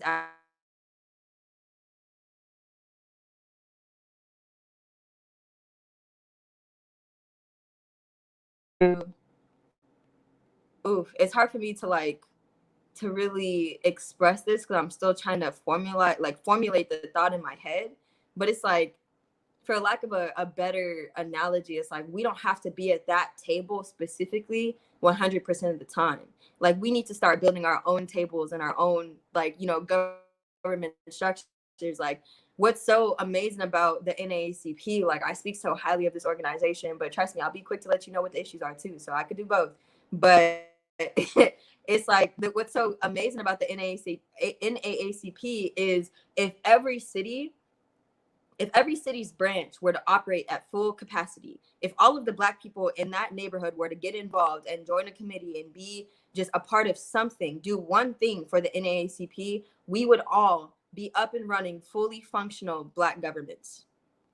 Period. We would be fully functioning Black governments. Like, if every NAACP on every college campus ran at full capacity, we would operate like a Black government. Really sit down and read the Constitution and bylaws. Like, we would operate as a Black government. Imagine all Black people coming together under one name, one Constitution, and saying, these are our rules. These are the different committees that we have. Literally for every, like, there's a committee for every different type of person. Like, you don't want to be at the front. You don't want to be like the one, the face of everything, like really being out there on the streets, doing the advocacy work. If you're more of like a behind the scenes programs and research committee, we need somebody to analyze the data and give us program suggestions. What should we do with this data? You know what I mean? Like, there's something in there for everybody. So that's what I mean when I say it's important for us to build our own tables, because like Cal is right. Like the grassroots part of this, and just us being so young, the second we're able to establish ourselves within these like foundational just concepts, right, of just organization, then we'll be so much more successful. On top of that added conversation of making sure that we are talking to each other, like from across community perspective, like between California and Mississippi, or California and Florida. You know what I mean? Like, we still got to talk. Like, Anybody talking to Florida is talking to another country, but Florida they're their own country off by themselves. It's something in the water out there. I don't know what it is. It's something in the water. Listen, But some of us are okay. Okay. Some of us. I think you knew the Florida. You knew the Florida slander was gonna come from the comments we make in the group chat. You knew it was gonna come. But I will say that that's one thing, and Calvin can clarify verify, not clarify. But that's one thing that we want to do with BLM SIP is start from a young age with teaching politics and everything. And it's crazy because like we already have training in it because we're in the NAACP, and that's what Youth and College Division was made for in the first place. Is to start building them up from a young age. And I know here in Region 5, it's so funny because I just got off the phone with him yesterday. Our Region 5 youth board member I think he's 15 now. And when I first met him, he was 12 and he was his state conference president. I'm 23 and I just became state conference president. And he was 12 and he was state conference president. And like he can tell me more about politics than I could probably tell him right now. And it's a learning process for all of us because just like Calvert, I didn't know I could go into the Capitol building. Like that was my first time stepping in there as well. And so I think we need to teach young people these things because if we want to see a community and a government more like ours, then we can't keep not teaching our young kids about politics and making them, not making them, but ensuring that some of them want to become politicians. Because if we keep if black people keep not wanting to be politicians, it's always going to be white people in offices that don't represent us the way that we need to be represented. So that's just my little spill on that. I agree. And for the state of California, our NAACP, Fresno State NAACP, has also been pretty active in exactly what you're talking about. Like one of my just biggest pillars is I believe that all change is sustainable through our education system, through that process. Like if you want something to be long standing, then you put it within the structure of your education system. So like what we did out here is we lobbied for and got passed AB 963, which is the Student Civic and Voter Empowerment Act. And that puts a civic engagement trainer, which is based off of the concept of the civic engagement, or puts a civic engagement coordinator, which is based off of the NAACP, my position, National Civic Engagement Trainer for the Youth and College Division. I represent Region 1. So the structure for that was based off of our position. So we got that passed where a civic engagement coordinator is on every campus, and that's like a paid faculty staff. They're supposed to have a class period where they have an entire committee of students from diverse backgrounds to help them figure out how do they implement civic engagement across the campus. Like it implements it across all of the public universities on this campus. So requires it of the community colleges, requires it of the state school systems, and requests it of the UC system. So it's like that, plus they're all required to post all of this stuff on social media, to email it, to print it, you name it. It allocates more funding for our Secretary of State's office because that's who deals with making sure that registration cards are filled out. Like we saw with Georgia, right? Like one of the main issues is their Secretary of State, who's running for governor against Stacey Abrams, held over 60,000 voter registration cards on his desk for verification because there was such an influx of Black voter registration.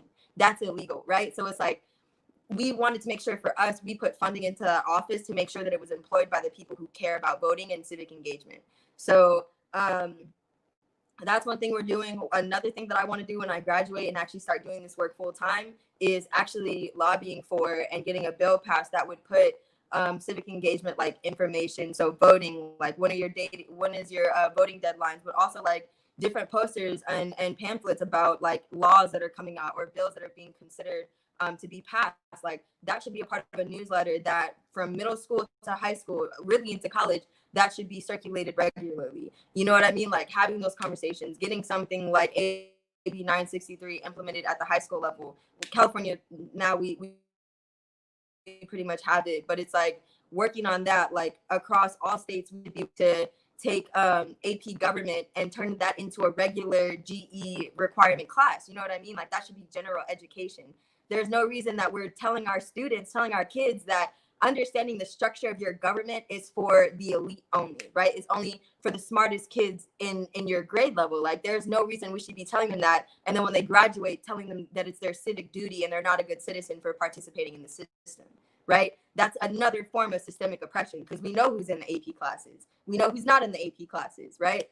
So yeah, that's I agree wholeheartedly with what y'all are saying with taking the educational approach. And I think we should all get more involved in advocacy and passing legislation from an educational perspective, because it's like, once again, like all this marching and protesting is important, but if we can't focus on the policy and create something long-standing, like an organization to ground the Black Lives Matter movement into, and an educational curriculum that is going to teach our kids about it so they know and they grow up learning about this stuff too, then all of this is not a waste of time, but it's not going to have a significant impact in the grand scheme of time, if that makes sense.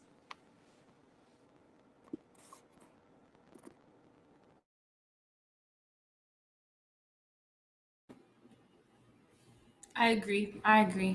Because I mean, even like Taylor said, like I'm still learning about politics and stuff and how everything moves and works.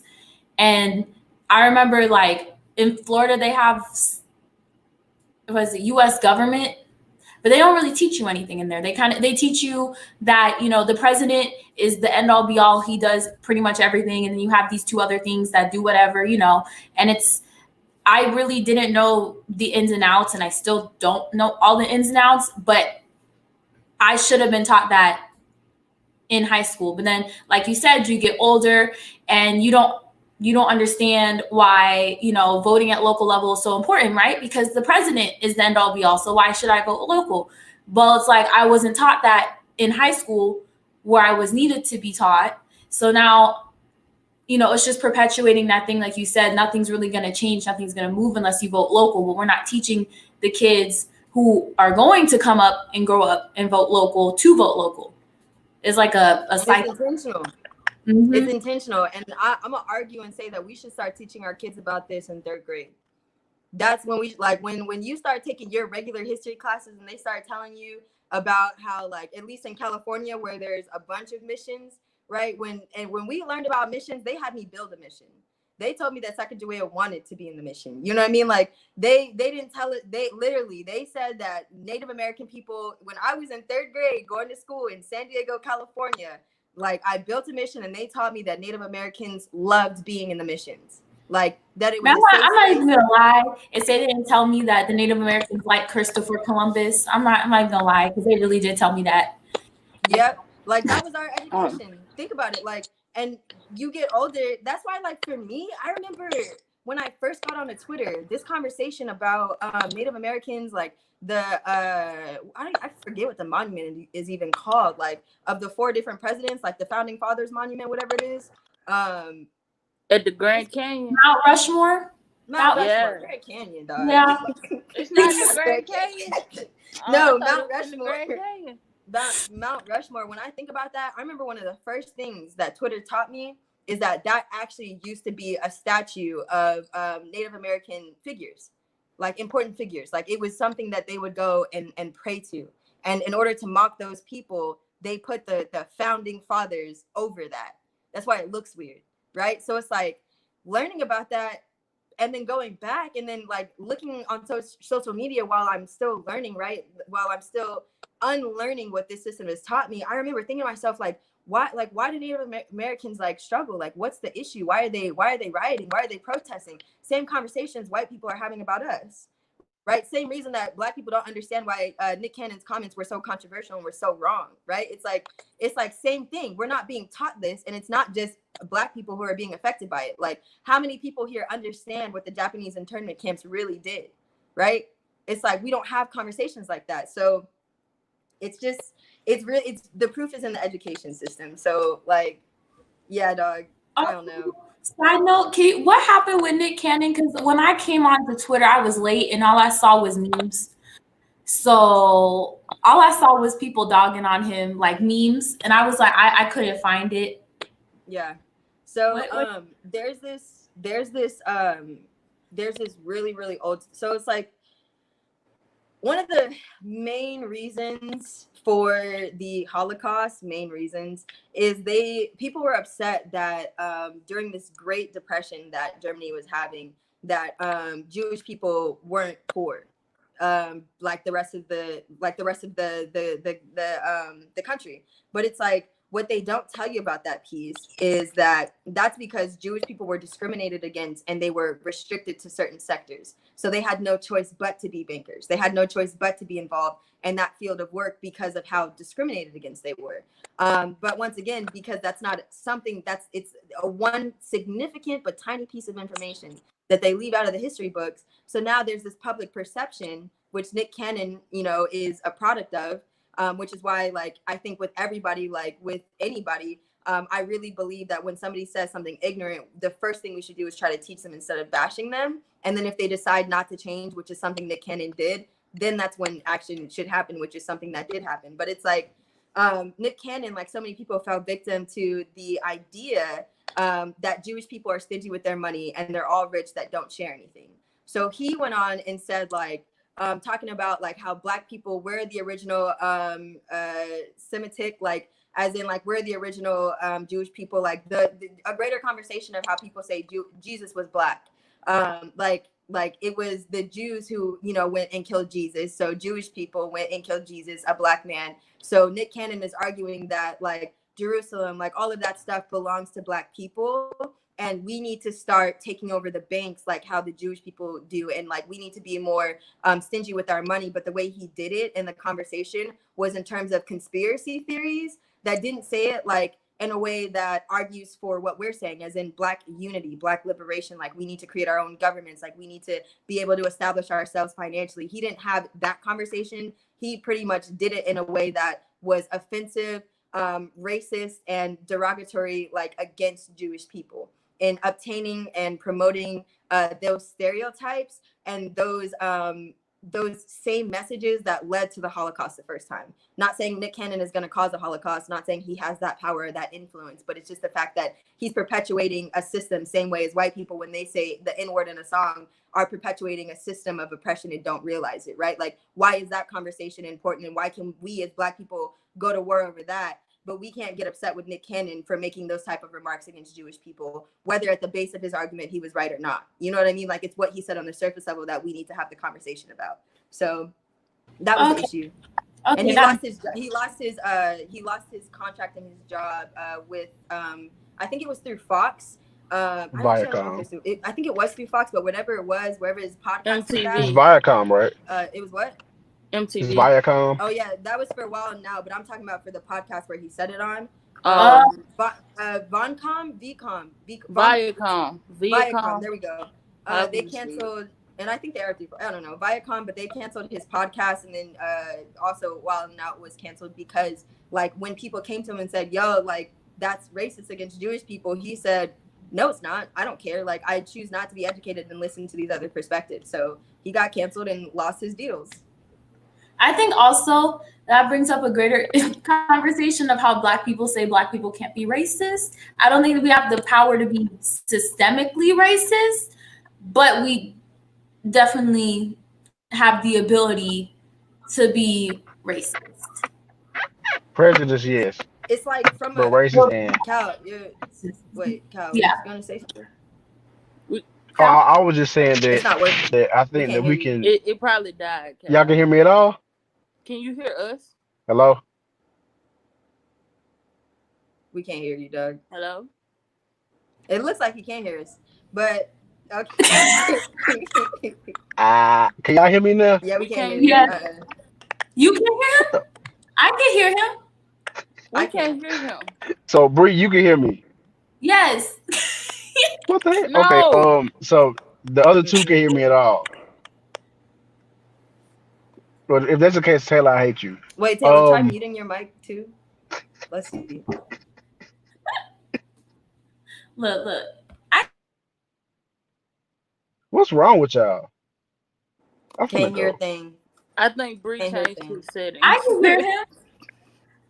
Oh, maybe it's you then. Maybe you're Well, muting him Bree, from the rest of translate us. what he's saying to us. Okay, I'll translate, Cal, the best I can. Wait, hold on. First of all, can you go in and mute me and then unmute me and see if it work? Okay, so you okay? Wait.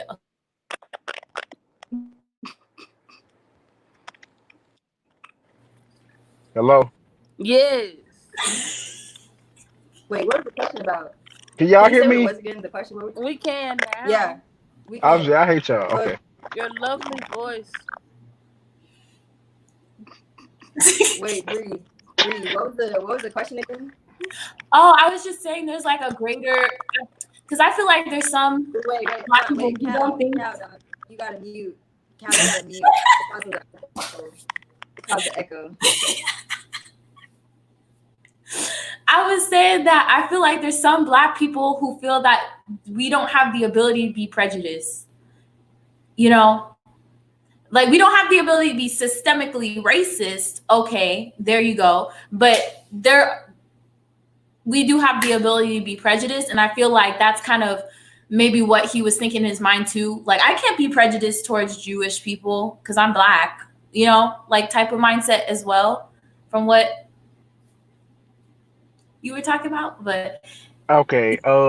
First of all, can y'all hear me? Yeah. All hearts and minds. Okay, great. Um, basically what I was saying was, I do believe that black people cannot be racist to any other demographic. However, I do feel like we have the power and ability to perpetuate harmful stereotypes and rhetoric. All that is still that's part of the conversation. And so, we can't, shut ourselves off from criticism and, and spew hateful stuff and then say, oh, I can't be racist, I'm black. Because racism, no. Is it oppression? No. But it's still harmful dialogue, that makes you know better than, whoever you're talking about. And so in that, we have to be careful and cognitive of the words that we use and what we say, just as anybody else should. That doesn't absolve us of responsibility, just because we're black. That's all. I agree. And it's like, for me, when I think about it, I put it in the context of this. Like, if we as black people can, for example, because I feel this is a common joke or stereotype that's used, or too common. If we as black people can sit there and discriminate against and make derogatory marks against like Asian people, then white people still have the leniency to make discriminatory marks against black people in the way that we look in our culture. You know what I mean? Like if we as black people discriminate against LGBTQ people as a whole in the way that they stand, then that means that white people have a way to discriminate against us in the way that we stand, the way that we look. You know what I mean? It's like the way that we love, right? Because white people do have an issue with the way that black people love. There's some white people out there who still think of us as animals, who think that our only job is to procreate the way that dogs do. You know what I mean? So it's like, if we allow ourselves as a people to perpetuate these systems to create a new form of capitalism, right? Like, which is what is happening. Like black excellency. I've heard some people, which is an interesting way to think about it. I've heard this new trend starting where people are saying that black excellency is a form of going down the path towards a form of like black supremacy in a sense. Like a black person who is from the hood and like, speaks AAVE, African American vernacular English, and doesn't know how to speak standard American English, like that is not a representation of black excellency. So therefore it cannot be the standard. Same as how a rich white man is the standard of white excellency, white supremacy, but a country white man from the sticks in Mississippi is not. You know what I mean? So it's like, by us allowing ourselves to discriminate and segregate and saying, well, we are the good black people and those people over there are not the good black people, or this white man's Bible said to love thy neighbor unless he's gay, then like that is once again us becoming the same as our white oppressor. So it's like, once again, to allow ourselves to be rooted in more of these social ideals, right? A community perspective, once again, because an idealistic perspective, a capitalistic perspective tells you that Donald Trump is the one that's going to change everything because he's the man at the very top.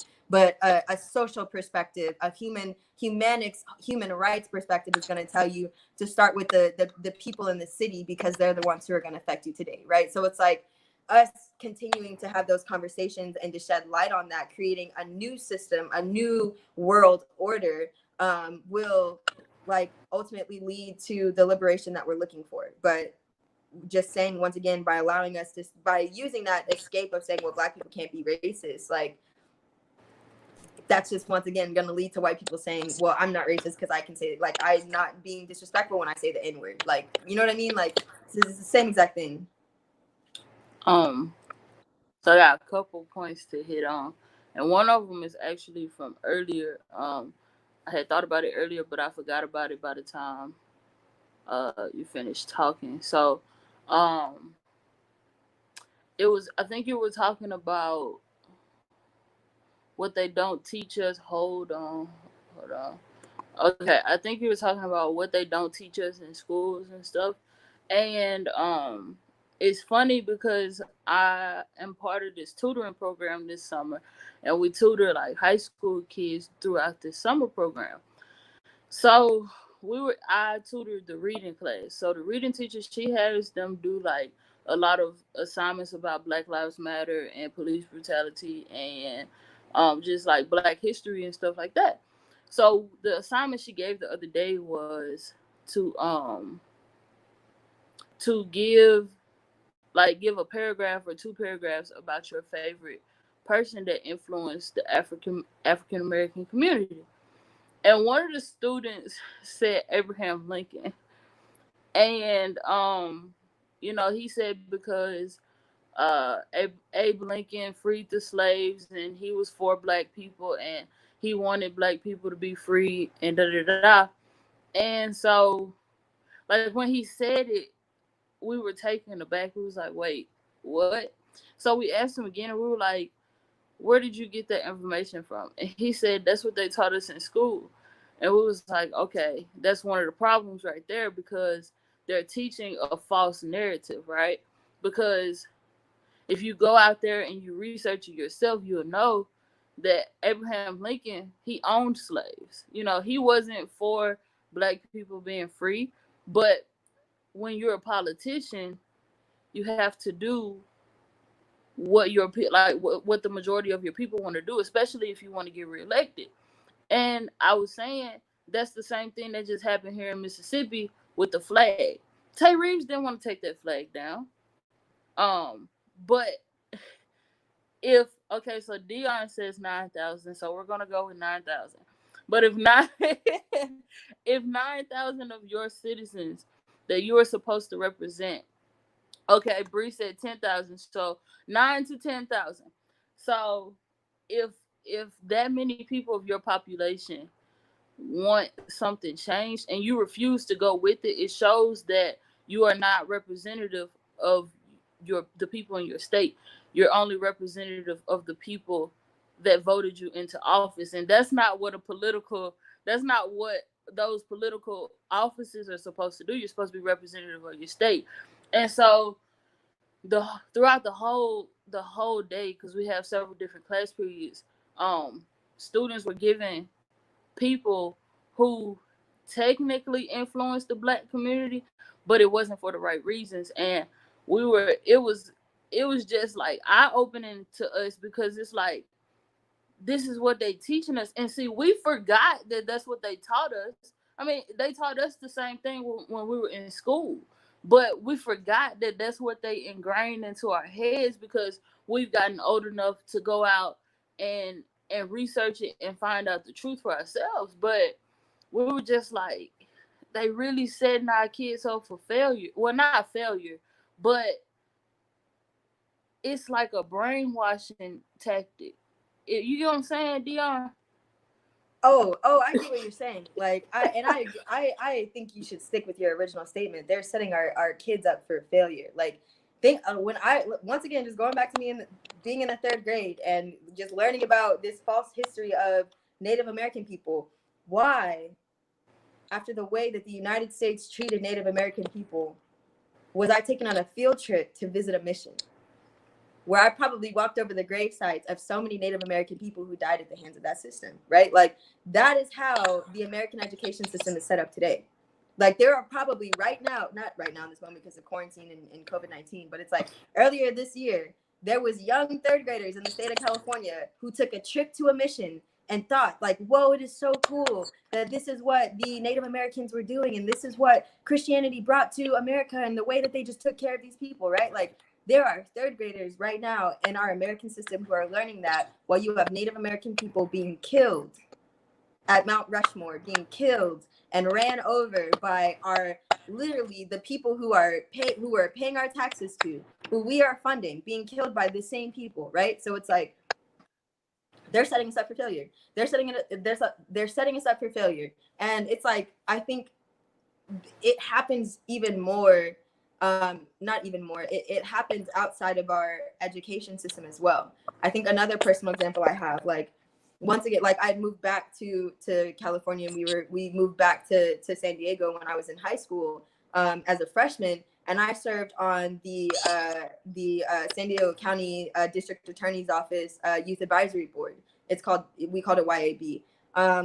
And on that Youth Advisory Board, I was one of 5 different high schools that was represented in this Youth Advisory Board, and our goal was to identify a problem at our high school and implement a program to change that. So we created one called Redefining Success, because I went to a high school that was just a bunch of like really like rich, like old money, like predominantly like white school. So we did Redefine Success, which pretty much was the argument that you didn't have to achieve to be a doctor or a lawyer because like of the societal pressures their parents were putting on them. Like, they were actually experiencing a very, very big like psychological, mental health, like all of that stuff. So that was our campaign. But it's like, at the same time, being an advocate growing up, in 2018, when I went and did the training to become a National Civic Engagement Trainer for the Youth and College Division, I remember learning a story about the county of San Diego, about the DA office, where in like 1992 or something like that, the county of San Diego had pushed on their ballot and passed this measure that essentially said something along the lines of like, helping your neighborhoods to be safer, or making our neighborhood safer, some type of a campaign like that. And what was it, right? In the state of California, we have what's called the Cal Gang system, which pretty much means if you're a documented gang member, your name is input to a system. So anytime you're pulled over, you come into an altercation with the police, there's a system that tells the officer if you are a part of a gang, if you are affiliated in any way, right? So San Diego County, this making your neighborhood safer was actually became known as the Cal Gang Conspiracy Law, which essentially said and made legal where like, imagine the three, like me, you, Taylor, right? Like me and you, we walk into Breeze gas station, right? And it's like on the corner, I go in first, you come in after me. I'm a documented gang member. It's a police officer who's been tailing me for the last 2 weeks because they think I'm a part of some like major crime that just happened, right? They see you walking after me and we just so happen to walk out together and I hold the door open for you because sometimes gang members, for some reason, can be human beings and can do nice things. You say, hey, bro, I appreciate it. Thank you. And I'm like, hey, good looking. And it just so happens once again that we're walking the same way. So we start a conversation, right? That officer who's watching me now goes, oh, they must be affiliated. Let me put you in a system. But then think about this. So that happened in like 1992, 1996. It was passed. Me and my twin brother, we were born in 1998. In the year of 2014, there was about 14 predominantly Black men who were arrested and charged with the crime. That a gang had committed, a lead gang member had committed. He had killed about 9 different people, right? So there's a man, and I'm forgetting his name, but he lived in Las Vegas at the time, but had previously been a resident of San Diego County, who opened his door one day and was completely swarmed by SWAT.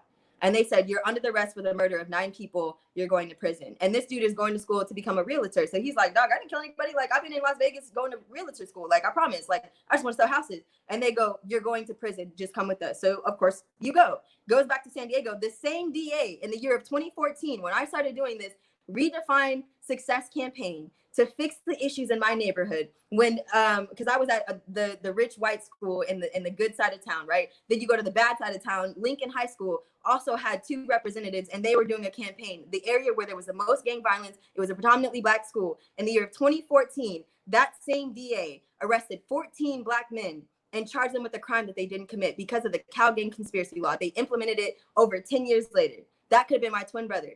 At 14 years, like 2014, freshman in high school, 14, 15 years old, whole life ahead of him. And he could very well be documented in the cow gang conspiracy system because we did have gangs at Lincoln. He was over there in Lincoln. So I can't imagine, right? One person kills 9 people and 14 black men go to prison for it.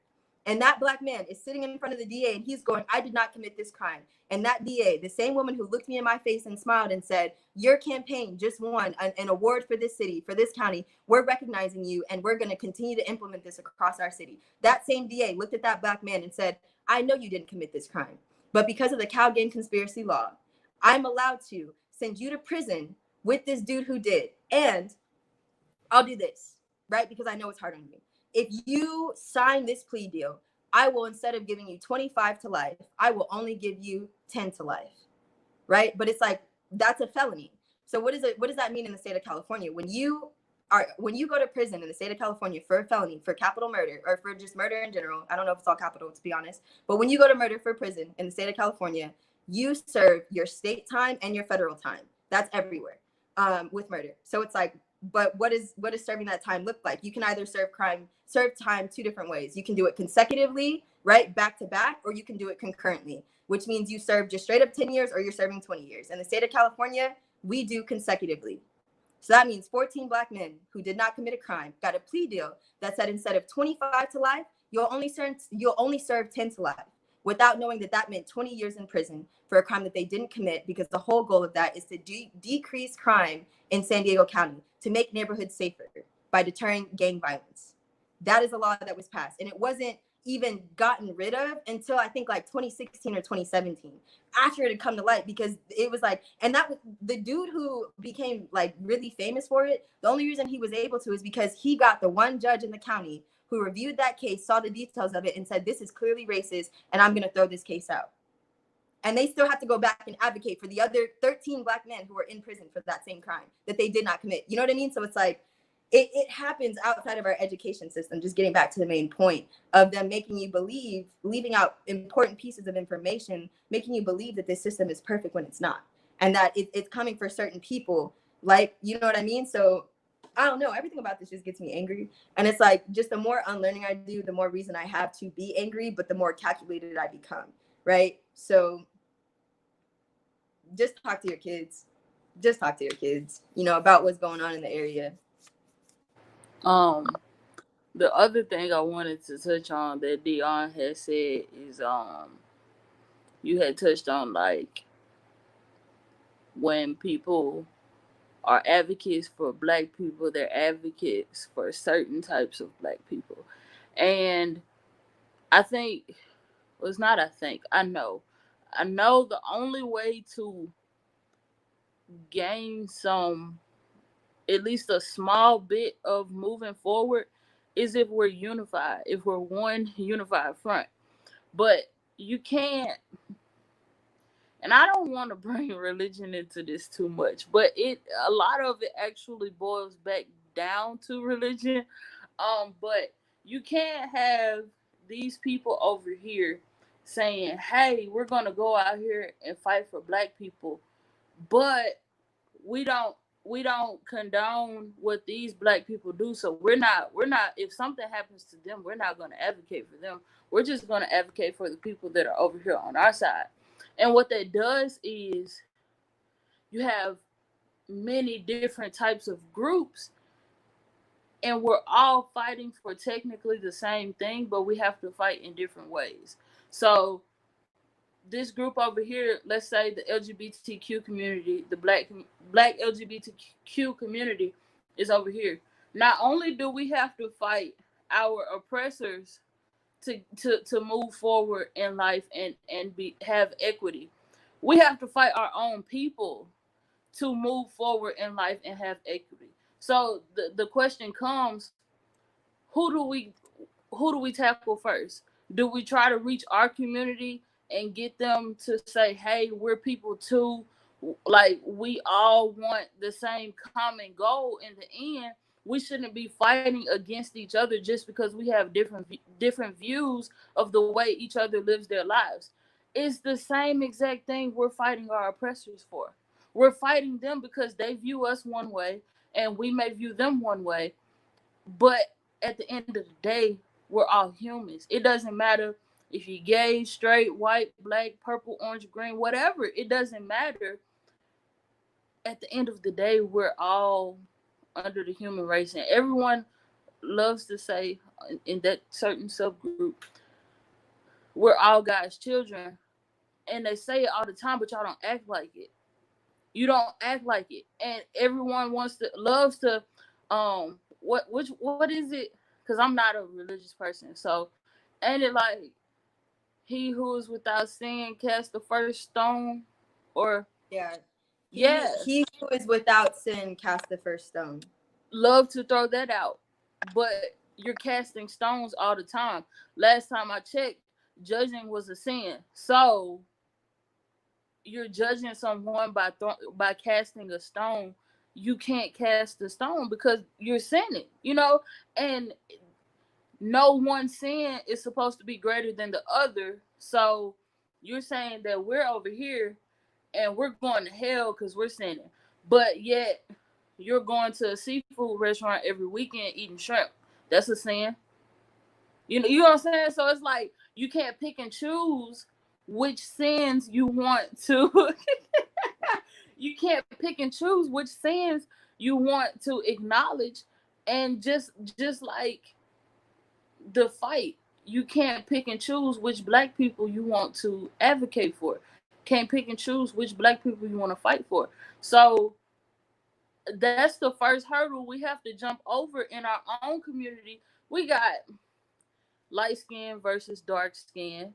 We got man versus woman. We got old versus young. We got LGBTQ versus straight. It's so many hurdles we have to jump over in our own community before we can even make any progress to what we're trying to get towards. And I think hopefully it doesn't take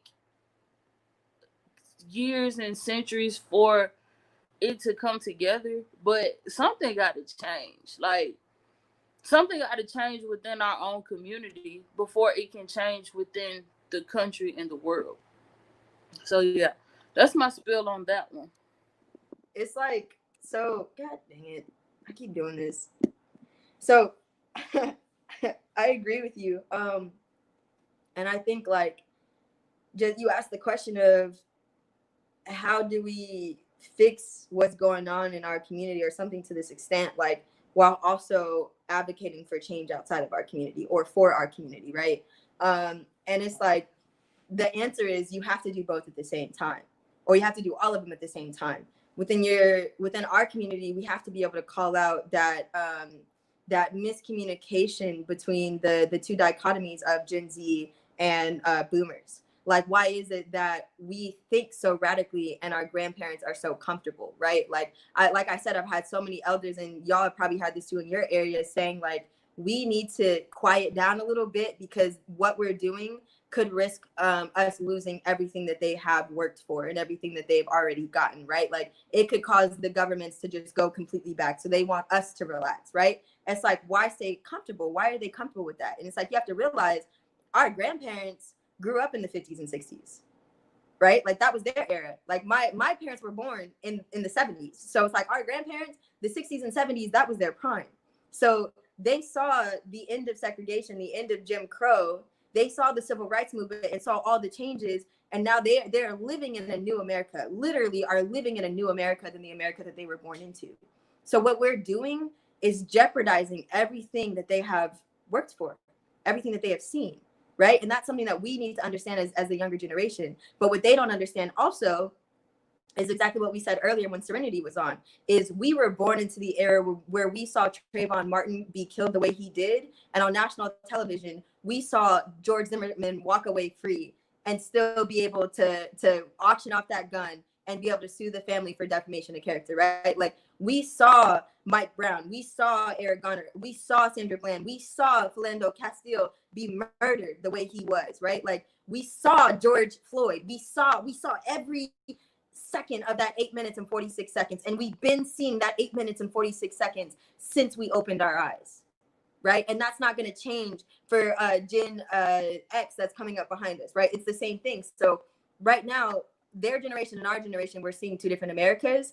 And that's just one piece of it. It's just one piece of it. And it's like, just the other thing I want to say is also, like, just in the context of, like, talking about Black on Black crime, like the shift, the issues that we're having within the Black community aren't unique to the Black community either. And I think that's a mindset that or a conversation we need to have as well. Like, every community is struggling with colorism, right? It's like Black people are struggling in every community. Like, every community has an issue with accepting LGBTQ folks. Like, every community is struggling to come to terms with the fact, for some reason, that people with disabilities are human beings at the same time. You know what I mean? Like, every community is dealing with looking at those that are at the bottom from an economic standpoint and judging them, right? Like, everybody's doing that. And so we all have a duty, which is unfortunate and it's hard, right? We all have a duty at the same time to have every conversation and actively deconstruct every single one of those at the same time, which is why it's so important for us as organizers to understand our niche and to talk with organizers who are part of a different niche,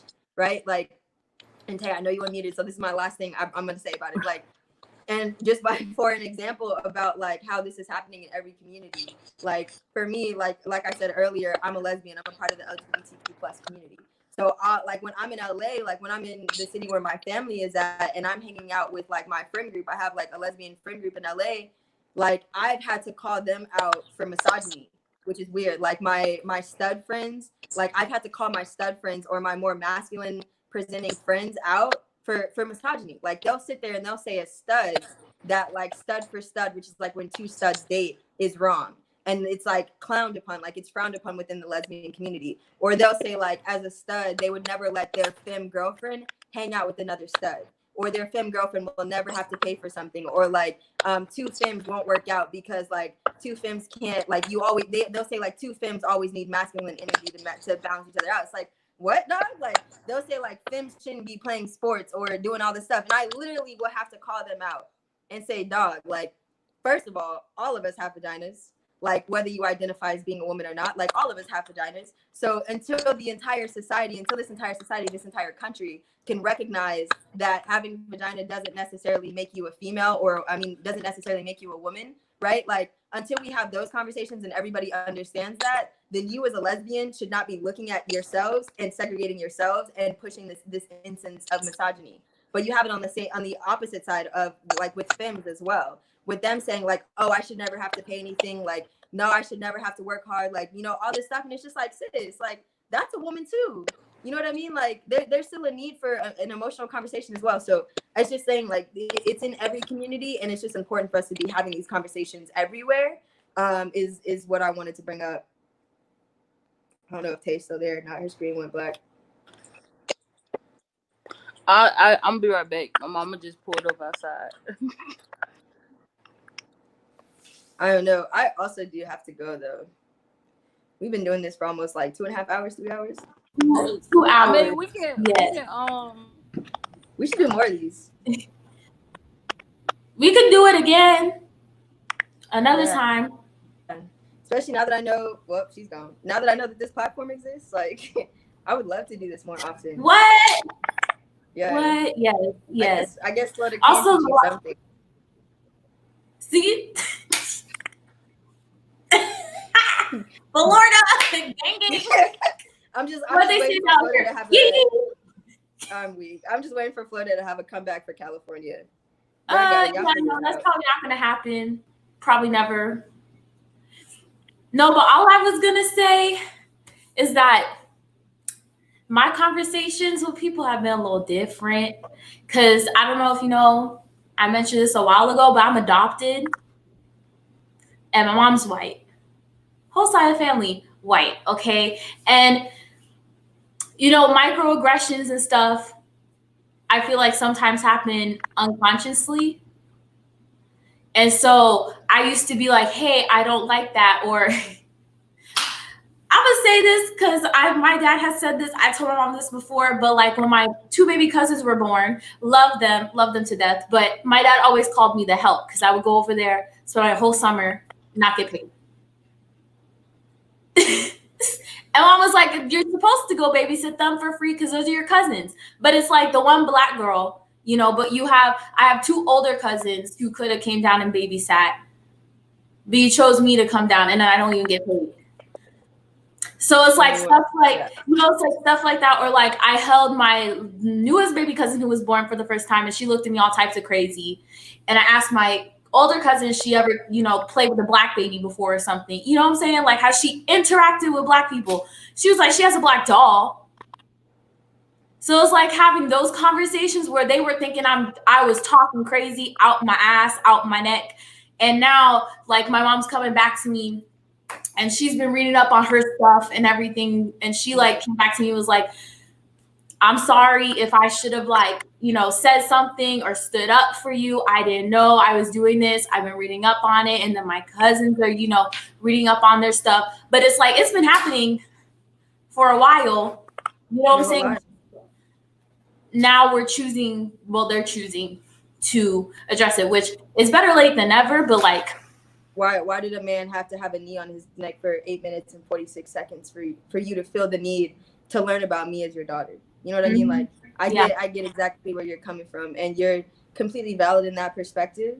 And honestly, bro, like I really hope you're talking about like your story and your experiences everywhere you go, because like you can absolutely still love the hell out of your family and still be able to call them out and talk about your experiences, because like that's deep. Like that's deep. The way that you've had to just deconstruct that and still grow as a person and turn out to be the beautiful young woman that you are, like, is something that's phenomenal. So I hope you're talking out there.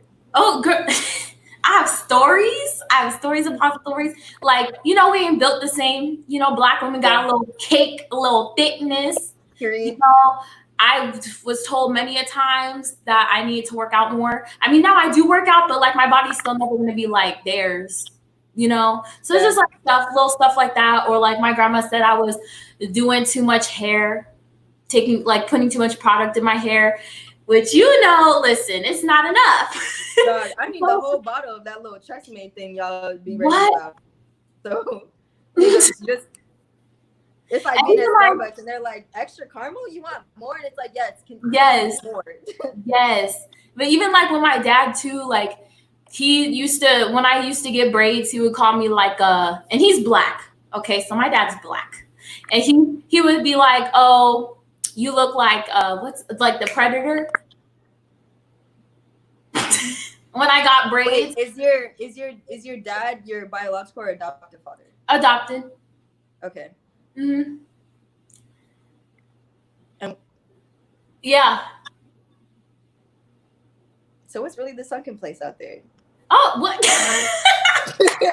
He's a Texan, okay? But like not like I showed him this and I was like ready for him to say some crazy stuff because it's braids, but on top of that, it's colorful. And he was like, "Oh, I love those." What? Okay. Like fantastic. You know, one thing I do, I'll tell you a story about my hair. I graduated from Oaks Christian School, which is this like private Christian school out here in LA. And like I remember like I always like you could look at my Instagram. If you go back from when it first started to like pretty much when like probably my sophomore year of college, when I had actually finished my transition like into fully natural, because I started like my junior year. Mm-hmm. But it just, my hair wouldn't, like it was so used to like perms and braids that it just wouldn't do this. It just wouldn't.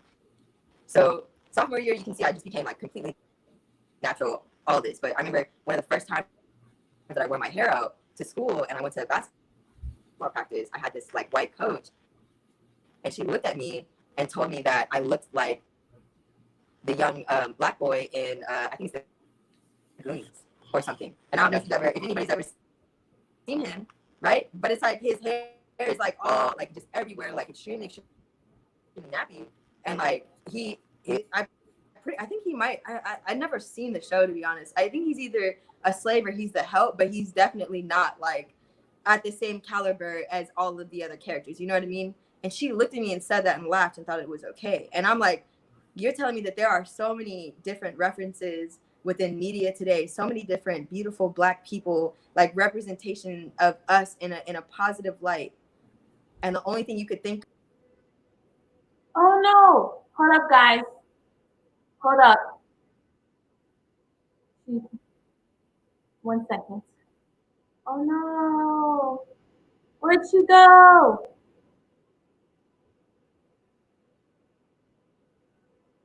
I'm waiting for her to pop up at the bottom.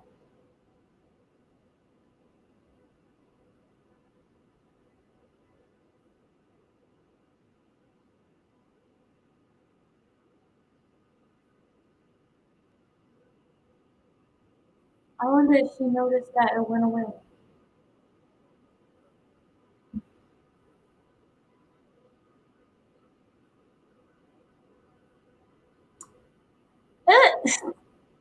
Well, while we're waiting, I don't know. I feel like every Black woman has a story about getting discriminated against based on their hair. I don't know why that's a thing. Well, I kind of do, but you know, oh no.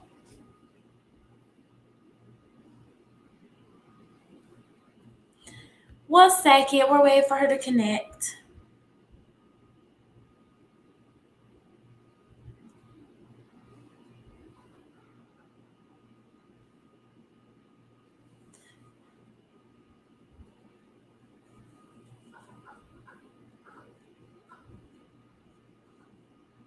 I feel bad too because it was in the middle of a good part.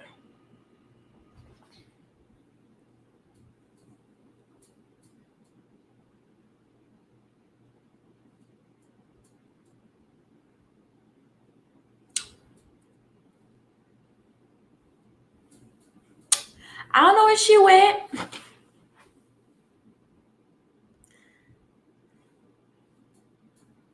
But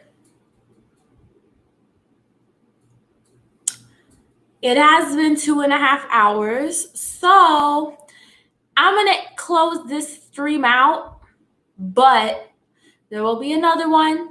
We will do this again.